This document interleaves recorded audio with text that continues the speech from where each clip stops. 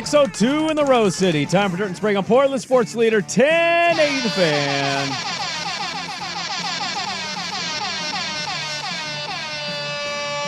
Good morning. How are we doing, everybody? What is happening? Nice little weekend. A good little weekend. A little bit of rain yesterday, but that's all right. Yeah. Didn't dampen my spirits too much because I know there's good weather around the corner. I think it's different when you're like in the middle of it in February and you're just depressed. But when you can look and be like, all right, by Wednesday it's going to be 75 and sunny. Like, all right, I can handle it. God's watering my plants today. That's right. I'm saving on my water bill, you know? When all the fireworks go off in a month, hopefully nothing catches on fire in the state because of this rainstorm.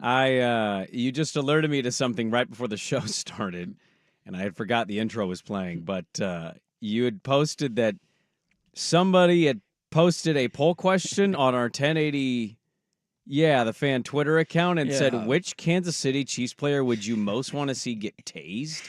It's a bold question, Bob. It's a bold question. It's a reason we're asking who we want to get tased. There's somebody here that's involved with the Sunday show. I don't know if we have answers on that. What's going on? Did you post this poll question? What are you doing on the weekend, Schulte? Is this a Schulte question? Can't trust you. No, I'm throwing Joe Fisher under the bus. This is a Joe Fish a dish. This is absolutely a Joe Fish a dish. I believe the poll question was brought to you by Zima. But there was a good reason behind it. Travis Kelce and the Kansas City Chiefs at the White House. We did pull that clip and put it in the open. And he just said, hey, you know, I actually was told if I came up to the podium near you, Mr. President, I'd get tased, so I'm going back here. So it was just kind of a funny, like, well, who would you want to see get tased? And I kind of told him, hey, that list is 50-50. It's easy. It's like a millionaire 50-50. It's either Rashee Rice or Harrison Butker. But I digress. Yeah, was Andy Reid on the poll question? No, Mahomes was, though. Mahomes. Who wants to? Why would I want to see Mahomes get tased? I think Joe said too much news, too many highlights that you see of him. He's too good. Take him out. Tom Brady factor kind of a thing. Okay. And I asked the question is like, well, could you include Brittany and Jackson Mahomes in that tasing group? Yeah, Jackson Mahomes would get a vote. I'm fine tasing him. Yeah. I'm okay with that. Why are we asking about who we want to get tased? Tasing Patrick Mahomes because he's good. That's some Tanya Harding stuff right there. Like I'm sure Josh Allen does in the playoffs. Like, hey, take this guy out for me. All right, help me out here. First response, way to show your hand, Portland. Crazy capital of the world. So tolerant until it hurts your feelings. Gotta love the hypocritical crazies. I'd imagine that Harrison Butker won the poll question, which is kind of messed up. I don't really want to vote on this. You don't want to vote? You're not voting hard on that says one? Lots of effing libs here, figures with this network. Another one says half the people voted didn't even read or hear Harrison Butker's speech. Yeah, it's a good job. Kicking up a dust storm on a Sunday. A speech that's largely tanked and just thought of like 1800s vibe. You didn't listen to the whole thing. Well, I heard enough of it to say, don't care about the rest of it. Yeah, I also don't want to commit 15, 20 minutes of my time listening to Harrison Butker give a commencement speech. He's a kicker. I don't care. I'm okay on that. I don't care. I'll pass on that. Kicker. Was he liquored up for that speech? Like not a great chance. Adam Vinatieri? I'm just kidding. I did not. I think sports is taking over the wrong parts of my life. I had a dream last night that me and Indiana Jones were in the Lloyd Center Mall having to save Bo Nix's life. Ooh, was he like sliding on the ice, the old ice rink? What was going on? Were there murderers in the Lloyd Center? Not really sure. Villains running around somewhere? It was a combination of the Disneyland ride, me actually being with him, and feeling like we were indeed like whip roping our way around Lloyd Center.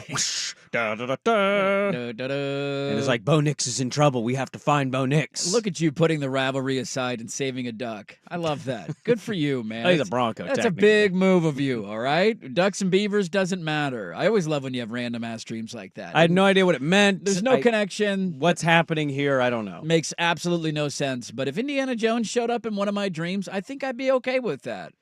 Like of celebrities that I could dream about? Well, I didn't really see him. It's one of those, do you ever have these dreams? I just read about this, actually, which is maybe why I had this kind of dream. You could feel his presence.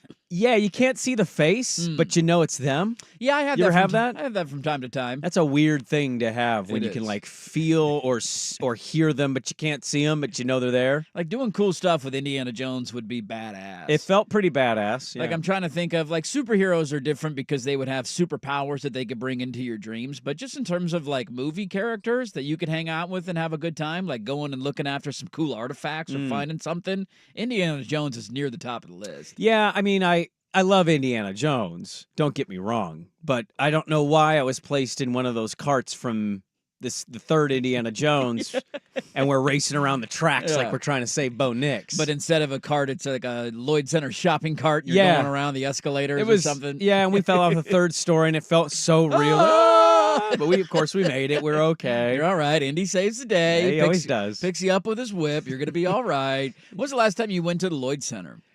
Oh, maybe.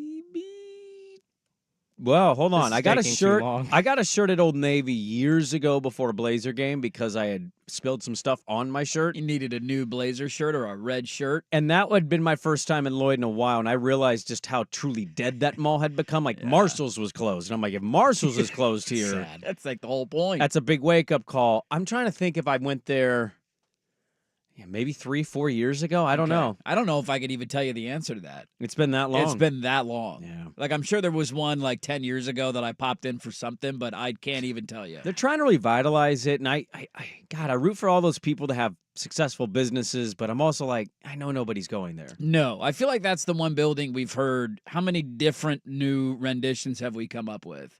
Like, weren't we going to do? Wasn't that going to become House of like Blues, a House right? of Blues for a while? And Yeah. everybody's like, "Oh, that's a good idea." What happened to that? I don't know. It's a great site for a Major League Baseball ballpark if you're asking this guy. Well, you'd have to build it the right way. You take out other It's buildings. a little small. Take out some buildings. You already got public transit. You're right downtown. It would revitalize the entire area. That's Man. for damn sure. If you could put like 25,000 seats just on top of home plate, That's all you need. make it like the coolest home field advantage in baseball, I'd be all for that. It'd be awesome, man. Underground parking, something like that. They got like sports card shows going on there. That is literally when there's the biggest crowds there. It's- Sports cards Yeah, or sports- cars? No, cards. Oh, Like, okay. so you they can- got a good card shop there. Okay. No, like a card show. Like you get your Oh. vendors lined up in front. It's funny, like all these shops that are desperately trying for business, these card vendors show up and block them for a Saturday. And they'll line up along like basically the main stretch and just sell their stuff. It's pretty, and that is the biggest event that probably it's seeing ever right now. I've had two great, well, in my mind, of course, because, it's my idea. I've had two great business ideas. And I won't tell what one of them is because I actually really want to do it at some point in my life. It's too good of an idea. We Well- can't risk putting it out in the air. It seems like a good idea. I could also see it falling on its face. The other one is going to a mall and opening a sports bar. Inside the mall. Yeah. Yeah. If your wife was like, I want to go shopping today, Andy. Yep. Well, okay. Good luck. I'll be at, whatever's. Just drop the bag off. I'll be sitting here for the next 3 hours. Dude. Yeah, you go into that shop, you Yep. bring the bag, set it here. I'm drinking a beer, watching a game. Yep. That's Yep. actually a really good idea. I don't know why nobody's ever done it. That's a really good idea. There's so many empty little, storefront areas at malls. I don't know why people don't do it. Yeah. I see these there's one right now. I won't say the name of it, but there's one in Clackamas's Mall because I go to Clackamas's Mall probably the most. And I actually don't know if I remember the name, but it's like high dollar fashion and like Jordans and shoes. And I walk past it and it just looks so pretentious. It's like one rack, 9 shirts, big hangers on them. Yeah. All these Jordans in plastic packaging that cost $280. And I'm kind of like in the back of my mind, I'm like, who's shopping here? Who you're aiming for the 18 to 24 crowd. Yes. They don't got the money to shop at that store. Who's going here? Does that? Yeah. Who's your target audience? And that's the if you told me what's the age demographic of the store, I would probably tell you 18 to 30. The oldest is 30. With expensive ass shoes inside. And shirts that cost like $88 because they say Kith on them. And I'm just like, Style and fashion. yeah, this rapper wore it once on TMZ. I got to get God that help T-shirt. us. Got to get my hands on that T-shirt. Well, have you heard of this store, Kith? No, I've never heard of it. Have you heard of Supreme, right? I have heard of Supreme. Yeah. You know how Supreme got started? No. It's a joke. It was a joke. Somebody just put Supreme on a T-shirt. Yes. Said this is a Supreme company. They slapped like a sticker on something, like Supreme, and it actually blew up and has become now high-end stuff that people like to brag that they have. The store Kith is kind of like this. I noticed this in Hawaii when I went a few years ago. I'm now looking up Kith. It's a video of Jimmy Fallon pops up when you go to their website. There was a line out of the store, and I looked at my wife and I go, "What's this?" And she goes, "Oh, I think it's like kind of younger demographic, high end, kind of pricey stuff." And I went, "Really?" People are still doing that, huh? And the line was out the building. Of course it was. They were cleaning up. I'm looking up some of these. They do have tailor-made golf sets featuring Jimmy Fallon. Hey, there you Could go. Get some outfit. That's golf who I want my golf outfits. game to resemble is Jimmy Fallon. Whenever I think of golf, I think of Jimmy Fallon. One of my favorite bits that was ever done, and I still to this day don't know who pulled it off or why they did it, but the video will go viral every once in a while, and it's the video of them taking shoes from a Payless and then starting up a boutique shoe store. Yeah. And invited all these online fashion influencers to come look at the shoes. Yes. And go over it, and there's this nice fancy store, and all these shoes are on these nice podiums and all that. And so the influencers would come in and be like, "Oh, the arch and the ridgeway on this on this heel is just perfect. How much do these cost?" And they'd list them for like $299 or $475.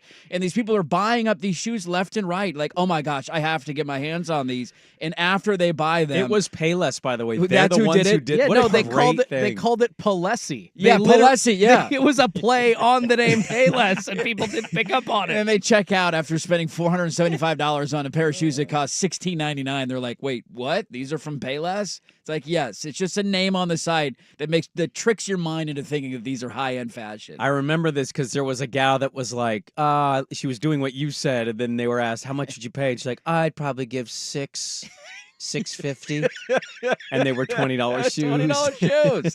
It's from Payless. Now, this is why I would never dabble in this. You could certainly argue I shouldn't dabble in what I'm doing, but should you be considered any kind of expertise in something if you get fooled like this? Like, I don't think you should. what would the equivalent be for us to get fooled on? Oh, that's a good question. Like a prospect? I don't know. I don't know how to equate this. I don't know if we can equate this. No, I feel like prospects are different because that's a shot in the dark. This is the equivalent of Swag arguing that he could taste the price of a bottle of wine. Oh, well, I mean, Which we haven't can proven it. Now, we still need to, at some point this summer, we'll do that challenge where we need to bring in 3 different bottles of wine and have him try them on air blindfolded and then give us the cheap middle bottle, expensive bottle. So you want to do it to him because I've always argued the reverse of it. So it's like I didn't know if I needed to test it. I think or you he guys had to can both test do it. I Okay. think you both do it, and we'll see who has the better accurate numbers. Okay. I just would have thought in fashion, like shoes would have dead giveaways of higher end quality, but that video kind of proved it. Like it really doesn't. One of my most proud societal accomplishments in life is never caring about fashion trends. Really? And never having to I think everybody does to a certain extent when they're younger. Like I had blonde hair and we were all wanted to look like Eminem. Puka shells. Puka shells. When you're in middle school it's a little bit different, but by the time I got a little bit older, I couldn't care less. What age did you check out? I think as I got through high school, I just Really? stopped. I didn't care. Like Yeah. the fashion trends of this is in, or you got to wear this, or it's got to be Tommy Hilfiger, or it's got to be what's the one you'd walk by and the loud music and it smelled Abercrombie and Fitch. I never Fitch. wore Abercrombie and Fitch. So those I okay, in that sense I would say I largely agree with you. I would disagree in the when baggy clothes were in, I definitely wore clothes that if you saw photos, you're like, dude, what were you doing? I don't know what you were doing. Sure, I feel like that's But more the of actual brands? yes, the actual brands. I couldn't afford 'Cause Abercrombie and Tommy Hilfiger. I wasn't buying that stuff. I'd wear my brother's clothes when I was younger, and they were way too big for me. But Sure. they were baggy enough that I felt like I looked cool and could go to school with them. And then he would get pissed because I was wearing his clothes to school. But yeah, in terms of brands, needing to have a shirt that says Supreme on it is one of the dumbest things that you could ever do, in my opinion. Well, if you told me how it got started and I found that out, I'd be devastated to the point where I'd be done with it. I mean, if you're going to this Kith shop, it's just. They're doing really well. I don't want to trash them. I mean, I'm sure they're doing great because they've tricked people into thinking that this is what you have to wear to be cool. When guys like me walk around and would see a thing that says Kith on your t-shirt and say, "What the hell is that? I've never heard of it before." I'm glad you're fitting into the fashion trends, though. Well, look, you're right, and also you're wearing a golf polo for the 18th straight show. That's all I got, man. I know myself. I know my fashion sense, and I rock it every day. I mean, it doesn't matter as far as fashion goes. It goes out of style, but then comes back in 10 years later. Yes. I heard I stopped wearing cargo shorts because I think when I was 20, everyone's like, no, those are ugly guys that don't want to get laid wear cargo shorts. Now, apparently, they're in again 15 years later, and I'm like, Jeans not with holes in going them back. are back. The ripped jean look that we used to have in the 90s. Screw all of you. That is back. It's back. The Yeah. purposeful hole in your pants. Yeah. I'm such an old man when it comes to those. I didn't like them when they were out when No, I was a makes kid. I was no like, why would sense. I wear jeans with a huge hole in them? Defeats the purpose. You want your legs to stay warm. That's why you're wearing pants. Why do Yeah. I want holes in my? If it's raining, I don't want holes in my pants. I just love that athleisure wear is a thing. That will never go out of style. And that's just the comfiest thing, so I Hey, keep wearing it. joggers becoming a thing You're damn right it is. with tapered bottoms. Oh, I'm all in. Dad bod and taper joggers. Let's go. That's what's in right now. That okay? is what's That's in. what you should be wearing. Well, Schultze's in for swag. The summer of swag starts today. I had no idea. I do the show with him every day, and I had no idea that he wasn't going to be in today. No, you texted. you? Yes, I had no clue. I didn't know the summer of swag started Monday. He gave us no heads up on that. No, you sent a text yesterday and said, "Well, text Jordan." We said, "Wait, what? You're going to be out tomorrow?" I think I'm going to start texting you guys. When I fill in, It would actually be very beneficial and helpful to Hey, me. what up? Well, Jack? now at least we Okay. know that he's going to be off Monday, so at least I can connect the dots now until Labor Day. But I had Yeah. no clue when it started. Well, no idea. Schultze's in. The summer of swag commences. It is a June 3rd. We have a lot to get to. Let's start with the favorite things, our favorite things from the weekend. Dirt and Sprague, good to be with you on this Monday on the Fan.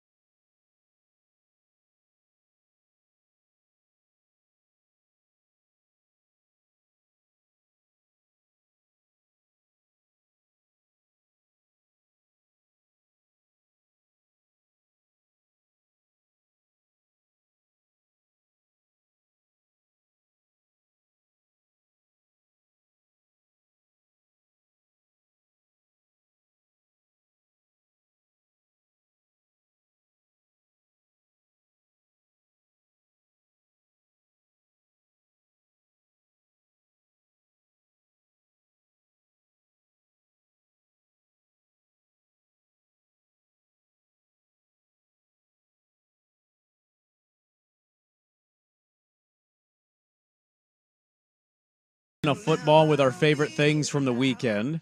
I missed this last Monday. We didn't have a show. We didn't do it, and I missed this segment. I thought about doing it on Tuesday with the extended weekend, and I kind of just didn't. I think we need to. If we ever end up Okay. missing a Monday, this needs to be a carryover. I actually want to start with this. I saw you put this in the chat, and I was really glad because I was going to pull it. That Birmingham College Yes. that ceases to exist, but their team keeps playing on. They closed as of 4 days ago. On the 31st of May was the final day, and Birmingham Southern no longer exists as a university. And they pulled off the Disney ending. Here was the audio. Blast it to left! Are you kidding? Are you kidding? And do you believe? He wanted to say miracles so bad. Do you believe in miracles? He didn't even end up saying it. That was from Birmingham's athletic website. Walk-off home run. How about that ending? It was, I believe, that home run happened on the day that the school closed. Yes, it you would was be like correct. on the 31st, school closed, walk-off home run. We've won. Now, what I don't know is because they're in the D3 College World Series. I don't know where they're. I need to look that up. I don't know what like stage. Are we into the Final Four now? Are we into like the championship? I'm not quite exactly sure, but that was a walk-off in the D3 World Series to stay alive. Yeah. So they kept that one, kept them alive. They had a 9-7 comeback with that one in the World Series, and I'm trying to see if there's an update. Nope, they lost. Oh, they lost. Damn it! All right, Yeah. that's still a dream story. Still an awesome like walk-off home run on the day your school ends. It was so cool that they watching like the small number of students that were behind their dugout celebrating. Now this isn't my favorite thing from a weekend. I didn't see that I thought that was it. That was my only thing when I sent that audio. I was like, I should probably look up, see if they're still alive or if they're still playing. But at least they had a walk-off home run in the D3 College World Series. Yeah. That is absolutely awesome. I'm going to start in the world of golf. Where is this? We talked about her last week. Charlie Hull became a sensation. The female John Daly. She's smoking Yes. darts on the golf course. And this is, we need to play this audio for two different reasons. One, she explains her smoking darts on the golf course. But two, peep the pickup attempt from the fan. So the women's U.S. Open, the lady woman U.S. Open was this weekend. And a fan tried to pick her up as she was walking down the fairway. You've gotten a lot of attention, both on and off the golf course this week. What's that been like for you? Yeah, it's actually quite funny. I don't know, all over a Great cigarette, I accent. suppose. But I generally was walking to the range, had my hands full. Someone asked me for an autograph, and I'm not going to say no because I always like signing autographs to them. Just had my cigarette in my mouth, signed it, and then it's gone viral. But I don't know. It's just one of them things. But then it's been crazy. Like the fans have been shouting my name this week. Someone said I've dropped something and handed their phone number in my hand, on a piece of paper in my hand. And I thought it was so funny. I was like, "Here's my number. Text me so we can figure out where I'm taking out for dinner tonight." I never text him, obviously, but it was just so funny. But yeah, no, it's been a bit of a wild week. Pretty cool, and I wish the crowds were like this more often. I love that. Dropping your phone number on a piece of paper to try and pick up a lady golfer. Hey, shoot your shot. What's the worst that can happen? That right there. She just says, I didn't text him back. Okay, cool. Didn't drop a name. Nobody knows that was me that tried. Nobody has any clue, and she thought it was funny. She clearly chuckled. So you mentioned this last week, and then I saw the images, and we were like, oh, this is awesome. And then she talks about it. It's like, phone's love me right now because I'm smoking darts. And I just want to ask you, is there anything that is less respected in society, but somehow also a cool symbolism than smoking cigarettes? Like when you're in public and you're walking, That's a good question. and somebody smokes, you're just hoping not one person in the group's like, oh my God, it stinks. We all know it smells awful. Yes. We all got to walk through it. Nobody wants to smell that. You know, it reminds me of my grandma and my great grandma when she had oxygen hooked up. Very dangerous, but you know what? It smells like love. Light it up. But I find that like when somebody smokes a dart, we love to go, oh, look at that. He's cool. He's smoking a dart. But then in real life, we walk around, we're like, oh, God, you smoke cigarettes? What is this, 1981? It is such a different feeling of seeing somebody do it and being in the midst of somebody doing it. Yeah. And it's amazing, like, one of the best marketing campaigns that has ever existed is making cigarettes look cool. Because to this day, they do. Like, if you see somebody... But see, that's what's funny. I don't think that they do in real life, but when we see them on TV, See, that's what I'm saying, we're like, yeah. oh, that's so cool. It's not when you're next to it, but like if you see somebody do it in a movie, like a gangster movie, It's and they got become- their hat down and Yes. they light one up and it's kind of dark out, you can see the smoke. It still looks cool. See, I'm more seeing in my head guy in white shirt, sleeves rolled up, jeans, leather shoes, It's slick back hair. with the car. Well, like James Dean. Like a James Dean vibe is how we kind of view people that smoke cigarettes, but we also in the same breath will go, get the hell away from me with your cigarette. I feel like It's a weird place we're in. It's a very weird society. combo Yes. package. Well, I feel like cigarettes are like something that we see poor people doing, like on the side of the road smoking a stogie and they're like wasting their money. But then when we see a rich person smoking a cigarette, like in their nice Porsche driving by, you're like, oh, look at that highfalutin member of society. It is very different. It's odd. I don't like this team, not one bit. I thought this was pretty awesome, and it had to be one of my favorite things from the weekend. Fans, please welcome the man we honor this afternoon, now and forever, number 18, Darryl Strawberry. Darryl Strawberry retired for the Mets. I thought that was I don't like the Mets. In fact, I hate the Mets. But Darryl Strawberry's life has just been a fascinating journey. Yes, it has been. And his road to recovery has been awesome. He does whatever he can to talk about mental health, addiction issues, and the Mets retired his number. And I thought that was that's probably been the best thing of the Mets season so far, given everything that's happened and how we've talked about the Mets. They only got one positive: celebrate past players. Yeah, that's kind of about it right now. You know your baseball season's going in the wrong direction when the only thing you have to look forward to the rest of the year is the dates that you honor. Hey, this guy's going in the Walk of Fame, or we're retiring this guy's number, or we're having this player's day, or we're giving this bobblehead. Like, that's all that they got the rest of the season. I'm with you on Strawberry. I always loved watching him as a kid. He was not the only guy from the 80s team that dealt with drug issues from the New York Mets. That has been widespread and well documented. Everybody remembers him from the Simpsons episode. Very cool to see him turn his life around. That also led to, I didn't pull the audio of this, one of the best broadcasting moments of the weekend. They had Strawberry in the booth for the Mets game, and they showed a couple of not old fans, but fans wearing old Mets jerseys. And it was a number 7 Mets jersey and a number 15 Mets jersey. And Keith Hernandez said on the broadcast, hey, that adds up to 15, doesn't it? Everybody's like, what? Yeah. What are you talking? What? He had a bad moment. Are you that bad? And then it took him a moment, and everybody just started laughing. They were like, oh, God, are you that bad at math? I'm not going to pretend we haven't been on this radio show live doing math very poorly. So what am I going to say? It may or may not have happened from time to time. I want to stick in golf for my second favorite thing of the weekend. I know it's that time of year.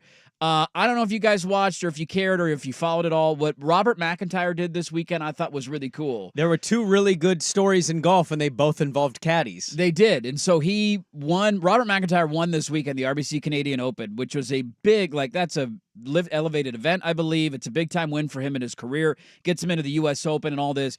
Go watch the post-round interview. I, again, didn't pull it because it was like 3 minutes long, but the emotions that he's going through and what that win means for him, it's a reminder of how no other golf tour will ever be able to compete with this, because it gets him exemptions into different tournaments that he's never played in before. It's the first time he's won. There was a video going viral of him FaceTiming his mom saying, hey, Mom, I think the mortgage is paid off now. Just how much that means for him and his family. He's gone through 4 different caddies in the last 18 months. I don't know why he keeps firing guys or bringing new guys on, but he was desperately homesick. He's from Scotland. And so one of the things that he looked to do to alleviate his homesickness was he called his dad, who still lived in Scotland, and said, hey, can you come caddy for me? And his dad was like, no, I think he works as a groundskeeper or something. He joked, I'm a grass cutter. And on the next morning flight, he was on his way to the United States, and he was on the bag for him this weekend, won his first PGA Tour event. Certainly a special moment on 18 when he tapped in and finally had, clinched the win officially with his final round being over, and his dad and him pretty emotional, hugging each other. CT Pan lost his caddy the 3rd hole into the round. He did Fluff. And Speaking of heaters, Fluff famously used to hold his cigarette up to check the wind directions while caddying for players. Which way is the smoke blowing? And there's nothing cooler and grosser about that whole story than Fluff doing that. Just holding it up in the air. And a fan got to be CT Pan's caddy. That was so fun. Did you find a backstory to this? Let me find it. Is it Paul? Yeah, here it is. So his name was Paul Emerson. Paul Emerson. He just happened to be on the hole, and somebody ran into him after the round. Here's what he said. Hilton Tent, we were walking down the 3rd fairway, and we watched Lowry and Pan hit their approach shots, and we started walking up the hole, and then we heard a big tumble and a big sound when Fluff got wiped out. We didn't see him wipe out, we heard it wipe out, and then we saw him on the ground. He couldn't get up. He was getting up very, very slowly, looking at his hand and so forth. So we just were watching it all happen, and then Lowry picked up his own bag. Lowry's caddy picked up Pan's bag and started walking up the hole. CT was walking Fluff off the hole over to medic, just helping him off. And I just said to him, I said, "Do you need a hand?" And he said, "Yes, please." And so helped Fluff get the bib off and threw it on and started walking up the hole.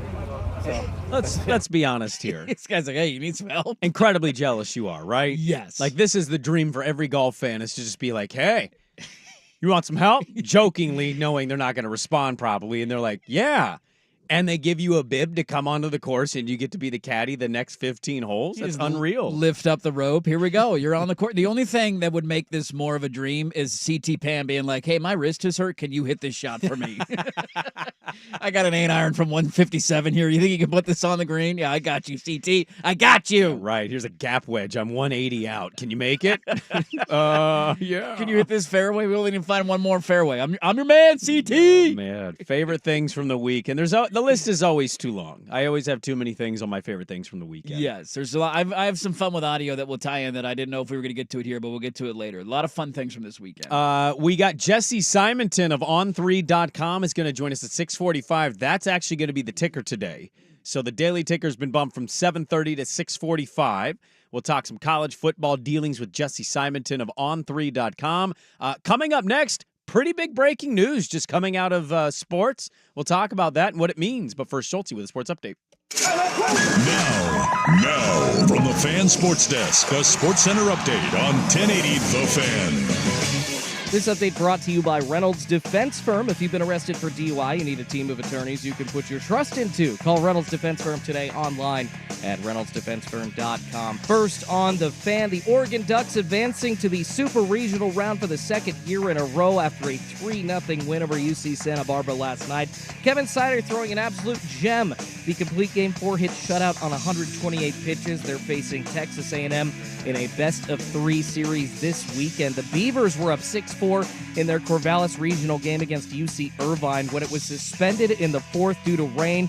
They're going to resume play at 12:06 p.m. in the bottom of the inning. A runner on first for the Anteaters. You can catch all that action on ESPN+. In the pro ranks, the Mariners completing a sweep of the LA Angels with a 5-0 win yesterday. Luke Raley hitting his 6th whammy of the year. They now lead the Rangers by 4 games in the AL West. On the ice, the Oilers punching their ticket to the Stanley Cup Finals with a Game 6 win over the Dallas Stars in Edmonton. 2-1 the final, matching up against the Florida Panthers on Saturday. And in the NFL, breaking news just a few minutes ago, the Minnesota Vikings agreeing to a 4-year, $140 million deal with wideout Justin Jefferson. That includes $110 million in guarantees. It's going to make him the highest paid non-quarterback in NFL history. More sports scores and stories in 30 minutes. I'm Schulte at the 1080 The Fan Sports Desk. Listen live or on demand on the Odyssey app, the Fan's desktop player, or tell your smart speaker to play 1080 The Fan. Tired of getting dinged by subscriptions? We won't send you a bill. Portland's sports leader, 1080 The Fan.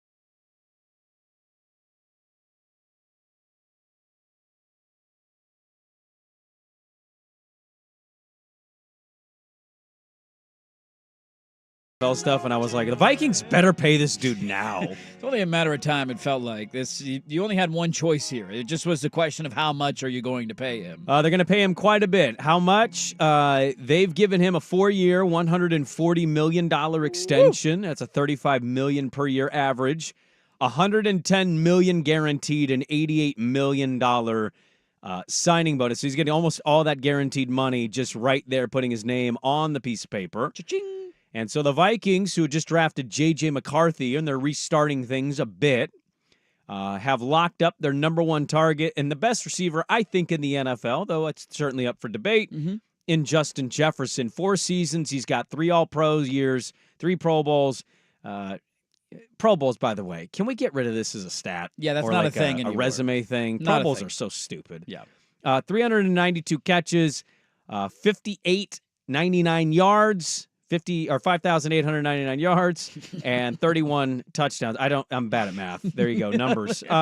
He's very, very good. He's very, very good. They have finally secured him. I know you're going to give thoughts. I have something fascinating as a follow-up to what Schefter tweeted out to this. Yeah, to me, it's fun. I don't think there's going to be any Jalen Waddle debate with the Justin Jefferson contract. There's no is this guy worth it? Should you give him the money? Whether you think he's 1 or 2, there's nobody in their right mind should think this guy's outside the top 2 wide receivers in the NFL. At minimum, he's top 3 no matter what your position is. He is dominant. He is their offense, and especially starting with a rookie quarterback. Like the whole argument, I think, in Minnesota, if you are to move on from Kirk Cousins, is that you can pay these kind of guys and have J.J. McCarthy on a rookie deal. Now, I'm not sold on J.J. McCarthy.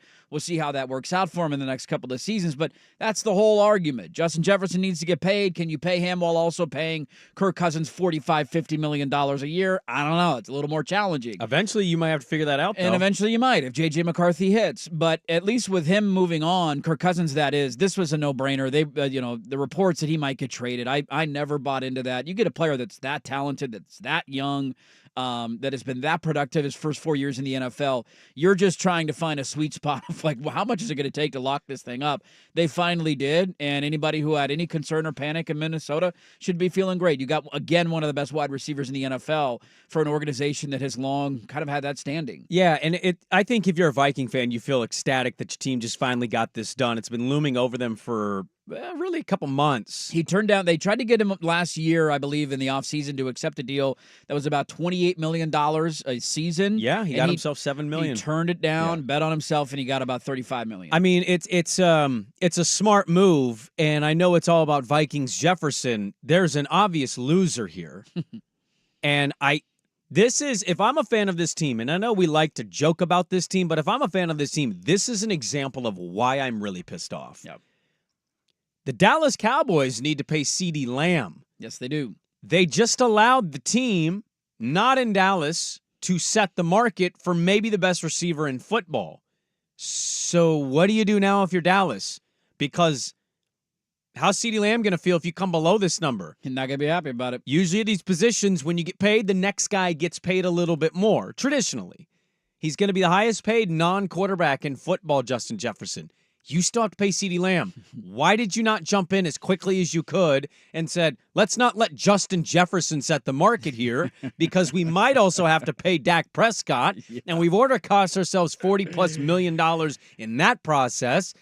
If you're a Dallas Cowboy fan, I'm being serious. You should be pissed right now. Your team is not operating at a high-end smart move. Now, maybe they'll pay CeeDee Lamb as much or more than Justin Jefferson, but you probably had a little bit of wiggle room to try to get in and get just a little below this number to help yourself financially. They have missed that window now. And by the way, CeeDee Lamb, I don't think CeeDee Lamb is as good as Justin Jefferson. That's just my opinion. I think he's good. He's got 5,100 yards. He's got 35 touchdowns to 31 to Jefferson. So he's had a great start to his career as well. He's Dak's number one guy. You've missed your window, so now you have to either match or exceed that Justin Jefferson number. They've both been in the NFL for 4 years. CeeDee Lamb has more catches and more total touchdowns than Justin Jefferson does. Now, those aren't the only numbers. Like, Jefferson on fewer catches has nearly 1,000 more receiving yards in 4 years than CeeDee Lamb does. Yeah. He's more of a big play threat, so that's not the only things that you're going to look at, but I guarantee you CeeDee Lamb's agency is, and saying we got more catches and more tutties than that guy does in the last 4 years. It'd be a valid argument. You think you can come in below that contract? Make that make sense to me. He's one of the best wide receivers in the NFL. They're doing the same exact thing with Dak Prescott. What's the long-term plan with Dak Prescott in Dallas? I don't know. It feels like this is the last year, but also you hear Jerry is like, we want Dak to be a Cowboy for life. And it's like, well, you did this to him during the tag stuff, and they studied this. They cost themselves over $40 million delaying the contract. And this is one of the reasons to re-debate Jalen Waddle. I was okay with the deal last week because to me it was like, let's get in before some of these big-time contracts get reached, because Jalen Waddle is not Justin Jefferson. He's not CeeDee Lamb. I don't think he's Jamar Chase, but he's in that next crop of really good wide receivers, and you want to try and beat some of these guys to market. Like, let's get the deal over with, and then in a week we're going to look back and laugh and say, oh, $72 million guaranteed. Here's Justin Jefferson with $89 million guaranteed. And so as time goes on, these deals always end up looking better, and that's what Dallas should have been trying to do over the last couple of weeks, is being the first one to market with their guy with a record-breaking contract that you know is going to get broken eventually, just like Jefferson's deal will with Minnesota. But if you beat the other teams to it, you have the ability to save yourself a little bit of money, and they're not doing it right now. But if you're Minnesota, you feel great. You got one of the best receivers in the league. He's locked up. He's not going anywhere. You need an infrastructure around a rookie quarterback, and they have it now with him. Yeah, they do. Justin Jefferson, 4 years, $140 million. You're just getting in your car. Minnesota has given their receiver the big payday he deserves and he wanted.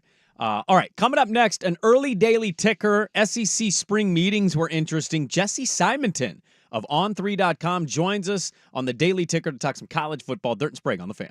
Hey, it's Swag back with you for my friends at Les Schwab Tires. The sun is out. It's warming up. It's road trip season. It's time to roll into summer. So head on into Les Schwab Tires now and save up to $200 instantly when you buy 4 Select tires and 4 Select wheels. And while you're there, get a free pre-trip safety check on your car's brakes, battery, alignment, and suspension, all in time for the summer season. Book your appointment at leschwab.com or roll into any location. That's Les Schwab Tires, doing the right thing since 1952. Hey, it's Souk, and let me tell you, there's a huge difference between having just a backyard and a true outdoor living space. After Vulcan Design and Construction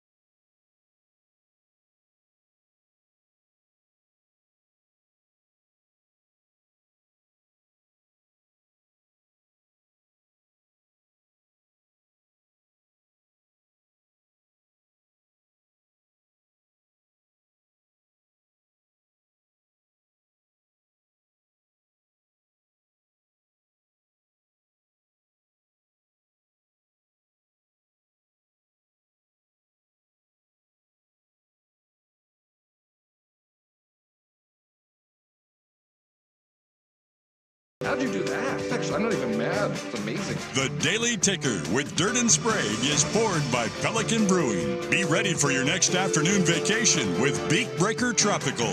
Pelican Brewing, born at the beach. An early ticker. It's never too early for a daily ticker. Brought to you by Pelican Brewing Company. Visit pelicanbrewing.com for more details on locations, events, and award-winning beers independently brewed since 1996. Pelican Brewing, born at the beach. Our good friend Jesse Simonton of On3.com has got a few articles up from the SEC Spring Media Session. He joins us now early. He's on Twitter at Jesse R.E. Simonton. Give him a follow. One of the best college football national writers out there. Jesse, good morning. Thanks for hopping on with us out here in Portland. You wrote a few articles, one of which caught my interest. How weird it was to be at an SEC media event and no Nick Saban around. Yeah, the entire event was a little bit different this year. I've been going to these spring meetings in Destin for many years now, and it was strange. Nick Saban's absence was certainly felt, particularly just because, we're at this kind of inflection point of the sport, and with the recent House settlement or House versus NCAA settlement, I think there was I don't know if there was necessarily a leadership vacuum there, but, Saban was certainly leaned on for many years as kind of one of the sage voices in that room, and Kirby Smart has kind of ascended to the throne there in his mentor's absence. But it certainly was strange. Plenty of folks talked about it, and it was, one of many things that kind of occurred this past week in Destin. Well, and then looking at that program going forward, they obviously get Kalen DeBoer from the Northwest, from Washington. What do you think the expectations are? We know there's still a ton of talent on that roster. They're bringing a lot of guys back, including their starting quarterback. But you get Georgia in the regular season. You got kind of a tricky road non-conference game at Wisconsin. And now with the SEC kind of shaking up their schedule a little bit, you not only have to play Georgia, but you got to go on the road to LSU and then on the road to Oklahoma late in the year. So it's going to be a challenging slate for them. What are the expectations from Alabama fan? Is this like just smooth sailing, no bumps in the road? Are they okay with a bump in the road? How do they feel about DeBoer going into year one, you think? Well, from an Alabama fan's perspective, they are not expecting any sort of slippage. They believe that, and I strongly believe that Alabama landed a hell of a coach. I'm higher on Kalen DeBoer than most. When I released my coach rankings out earlier this year, I had him in the top 5, and I think that surprised some folks because a lot of folks just think he's been a kind of a one-and-done guy, and he's had success. He literally he does what you want from a head coach. He doesn't lose. It doesn't matter what level he's at. He just doesn't lose. And outside of the COVID year, he really has not, suffered losses at all on his resume. Having said that, there's a reason why, other folks I think are a bit skeptical that Alabama won't miss not only Nick Saban, but the likes of Caleb Downs and Dallas Turner and Kool-Aid McKinstry and those guys, many of whom are either off at the NFL or Downs, who's now at Ohio State. They have a win total that's under 10 games, and they've never won fewer than 10 regular season games since 2007, which was Saban's first year. So it's been a long time. The schedule you mentioned is difficult. I think the fact they get a couple of these big games, Georgia, at home, they get some buys before some of these other difficult games. We'll see. I think, they're probably a 9-3 team competing for a playoff spot, but I have Alabama as a potential championship contender. It's just really what sort of leap can Jalen Milroe make from the quarterback position. This is Jesse Simonton on 3.com. You can find his great articles online. Find him on Twitter at Jesse R.E. Simonton. Reading through what happened at the spring meetings for the SEC, I'm always interested because they're kind of the trendsetter, right? Whatever they say or they do seems to kind of be the biggest thing in that sport.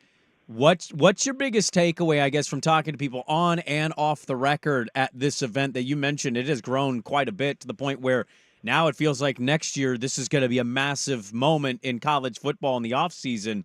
What are some of your biggest takeaways of where the sport currently sits and is going, talking to people on and off the record? Well, I wrote about this. I think, part of what happens at these meetings is that, we like to talk about football, but that's not really what they're there for. They're there to kind of set out the future parameters of the sport as you kind of laid out there. And Greg Sankey, the SEC commissioner, is arguably the most powerful person in college athletics right now. With no commissioner that kind of governs the sport, it's, really either him or Tony Petitti at the Big Ten. Sankey's been around longer.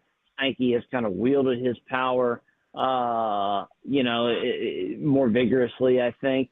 And so what the biggest takeaway kind of walking away from Destin is that there's just so many unknowns surrounding this settlement and what it's going to mean for the future. A lot of the SEC coaches, football coaches, kind of went on a grandstanding tour of not wanting to lose walk-ons. And, is that in danger? Is that not in danger? That right now that it's TBD, but it's something that there was a lot of uproar about, really from the consensus. And a lot of times you don't get these coaches, to kind of unite or agree on everything, but that was the case. What's going to happen with Title IX? Obviously there is going to be some sort of explicit revenue sharing, but how all this is impacted, there's still just so much gray that it was kind of interesting to hear from the coaches and athletic directors and school presidents all acknowledge, again, some on the record, some off, some background, what have you, just how much this week was really about education and almost setting a template for, okay, if this is what the decision is or this is what the finality means, we do X. If it's this, we're going to do Y.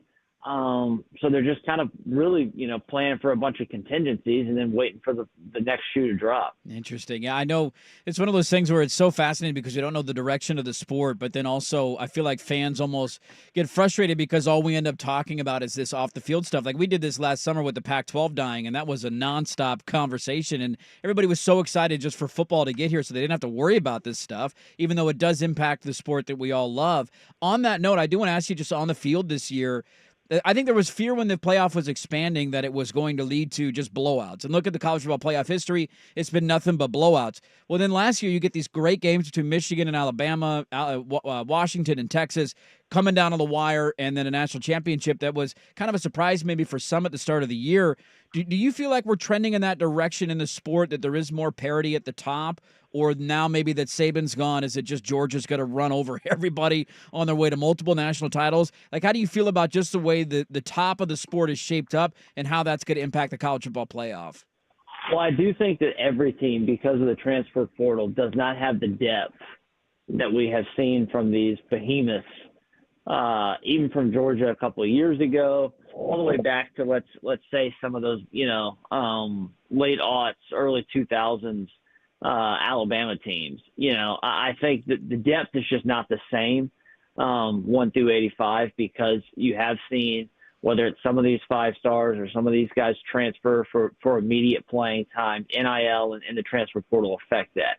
Having said that, now that we are in a world where it's a 12-team playoff, I actually think the number of teams that can win a national championship is either the same or has shrunk, because we're now talking about teams having to win. And I've written a bunch about this, and I feel pretty strongly about it. I don't think people understand that teams are now going to have to win 15, 16, 17 games to win a national championship.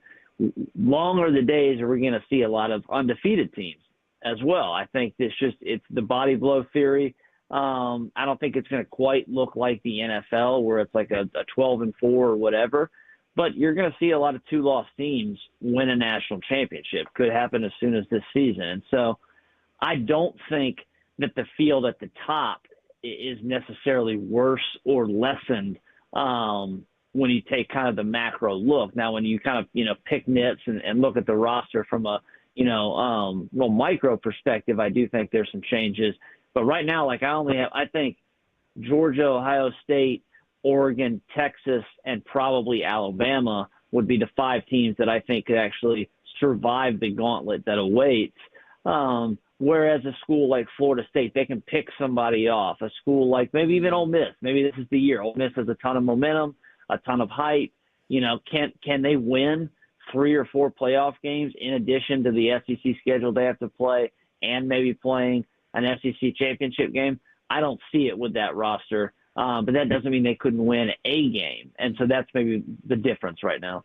Yeah, good stuff. Jesse Simonton, on3.com. You can find all his articles on on3.com, on Twitter at Jesse R.E. Simonton. He joins us. He talked about the SEC. He's got a lot of really good reads from the SEC spring media sessions that they held, as he mentioned earlier. It has grown quite a bit. You can find it on 3.com. Jesse, thanks for hopping on with us this morning. Let's catch up maybe when fall ball gets around and see what you're writing about at that point once the camps open up and the season gets closer and closer. Thanks for hopping on with us this morning. Sounds good. Thanks for having me. All right, there we go. Great stuff. Jesse Simonton, on3.com's got some good reads up there, and he joins us on the Daily Ticker, an early ticker this morning, of course, brought to you by Pelican Brewing Company. Visit pelicanbrewing.com for details, locations, events, and award-winning beers independently brewed since '96. Pelican Brewing, born at the beach. We have a lot to get to in the second hour of the program. Maybe some takeaways from talking to Jesse Simonton. Some baseball stuff happening locally. We'll dive into that. Dirt's Ducks are a baseball school, I guess. We're a blue blood now, powerhouse, baby. Well, we can get out of our way. Get out of our. You guys ever been to back-to-back super regionals? Didn't think so. Quite literally you won. jealous? You jealous? Back-to-back national championships. What have you done for me in the last 15 years? All right, quit living in the past. Okay, what have you done in the last 15 years? Don't you guys worry about winning your game today, okay? Don't you claim the Tall Furs championship in basketball? Hey, national championships matter, Oh, all right? Okay. All right. Well, okay. All right. We have a lot to get to in the second hour. A WNBA kerfuffle going on, which is somebody watching the WNBA I quite enjoyed. It was fascinating. Loaded second hour, Dirt and Sprague on the Fan. Have you had the annual maintenance done on your AC yet? Three Mountains Plumbing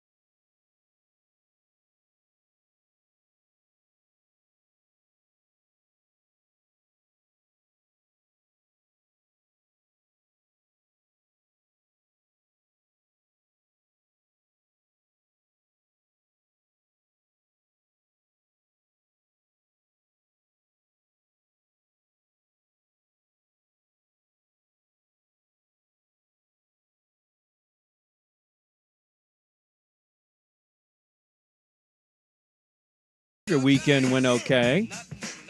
Hour one flew right by. We talked with Jesse Simonton on an early ticker, talking some SEC college football.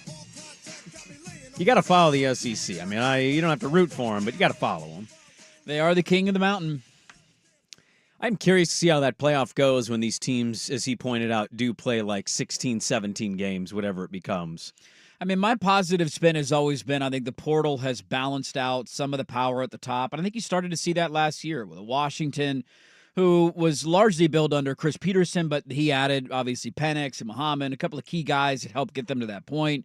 Texas had a ton of transfers on their roster. Florida State was a team that went undefeated that had a ton of transfers. So it's balanced it a little bit, and I'm just curious to see. I hope that continues to be the trend of, even if it's only 5 or 6 teams, there's been a lot of years in college football where that has not been the case, where you go into the year and it's like, yeah, it's either Georgia or Alabama this year, and that's about it. And I'm hopeful that that changes. It's funny because you read about the portal, you read about the sport, and it feels like so many coaches and the sport in general are just saying it's broken. Yes.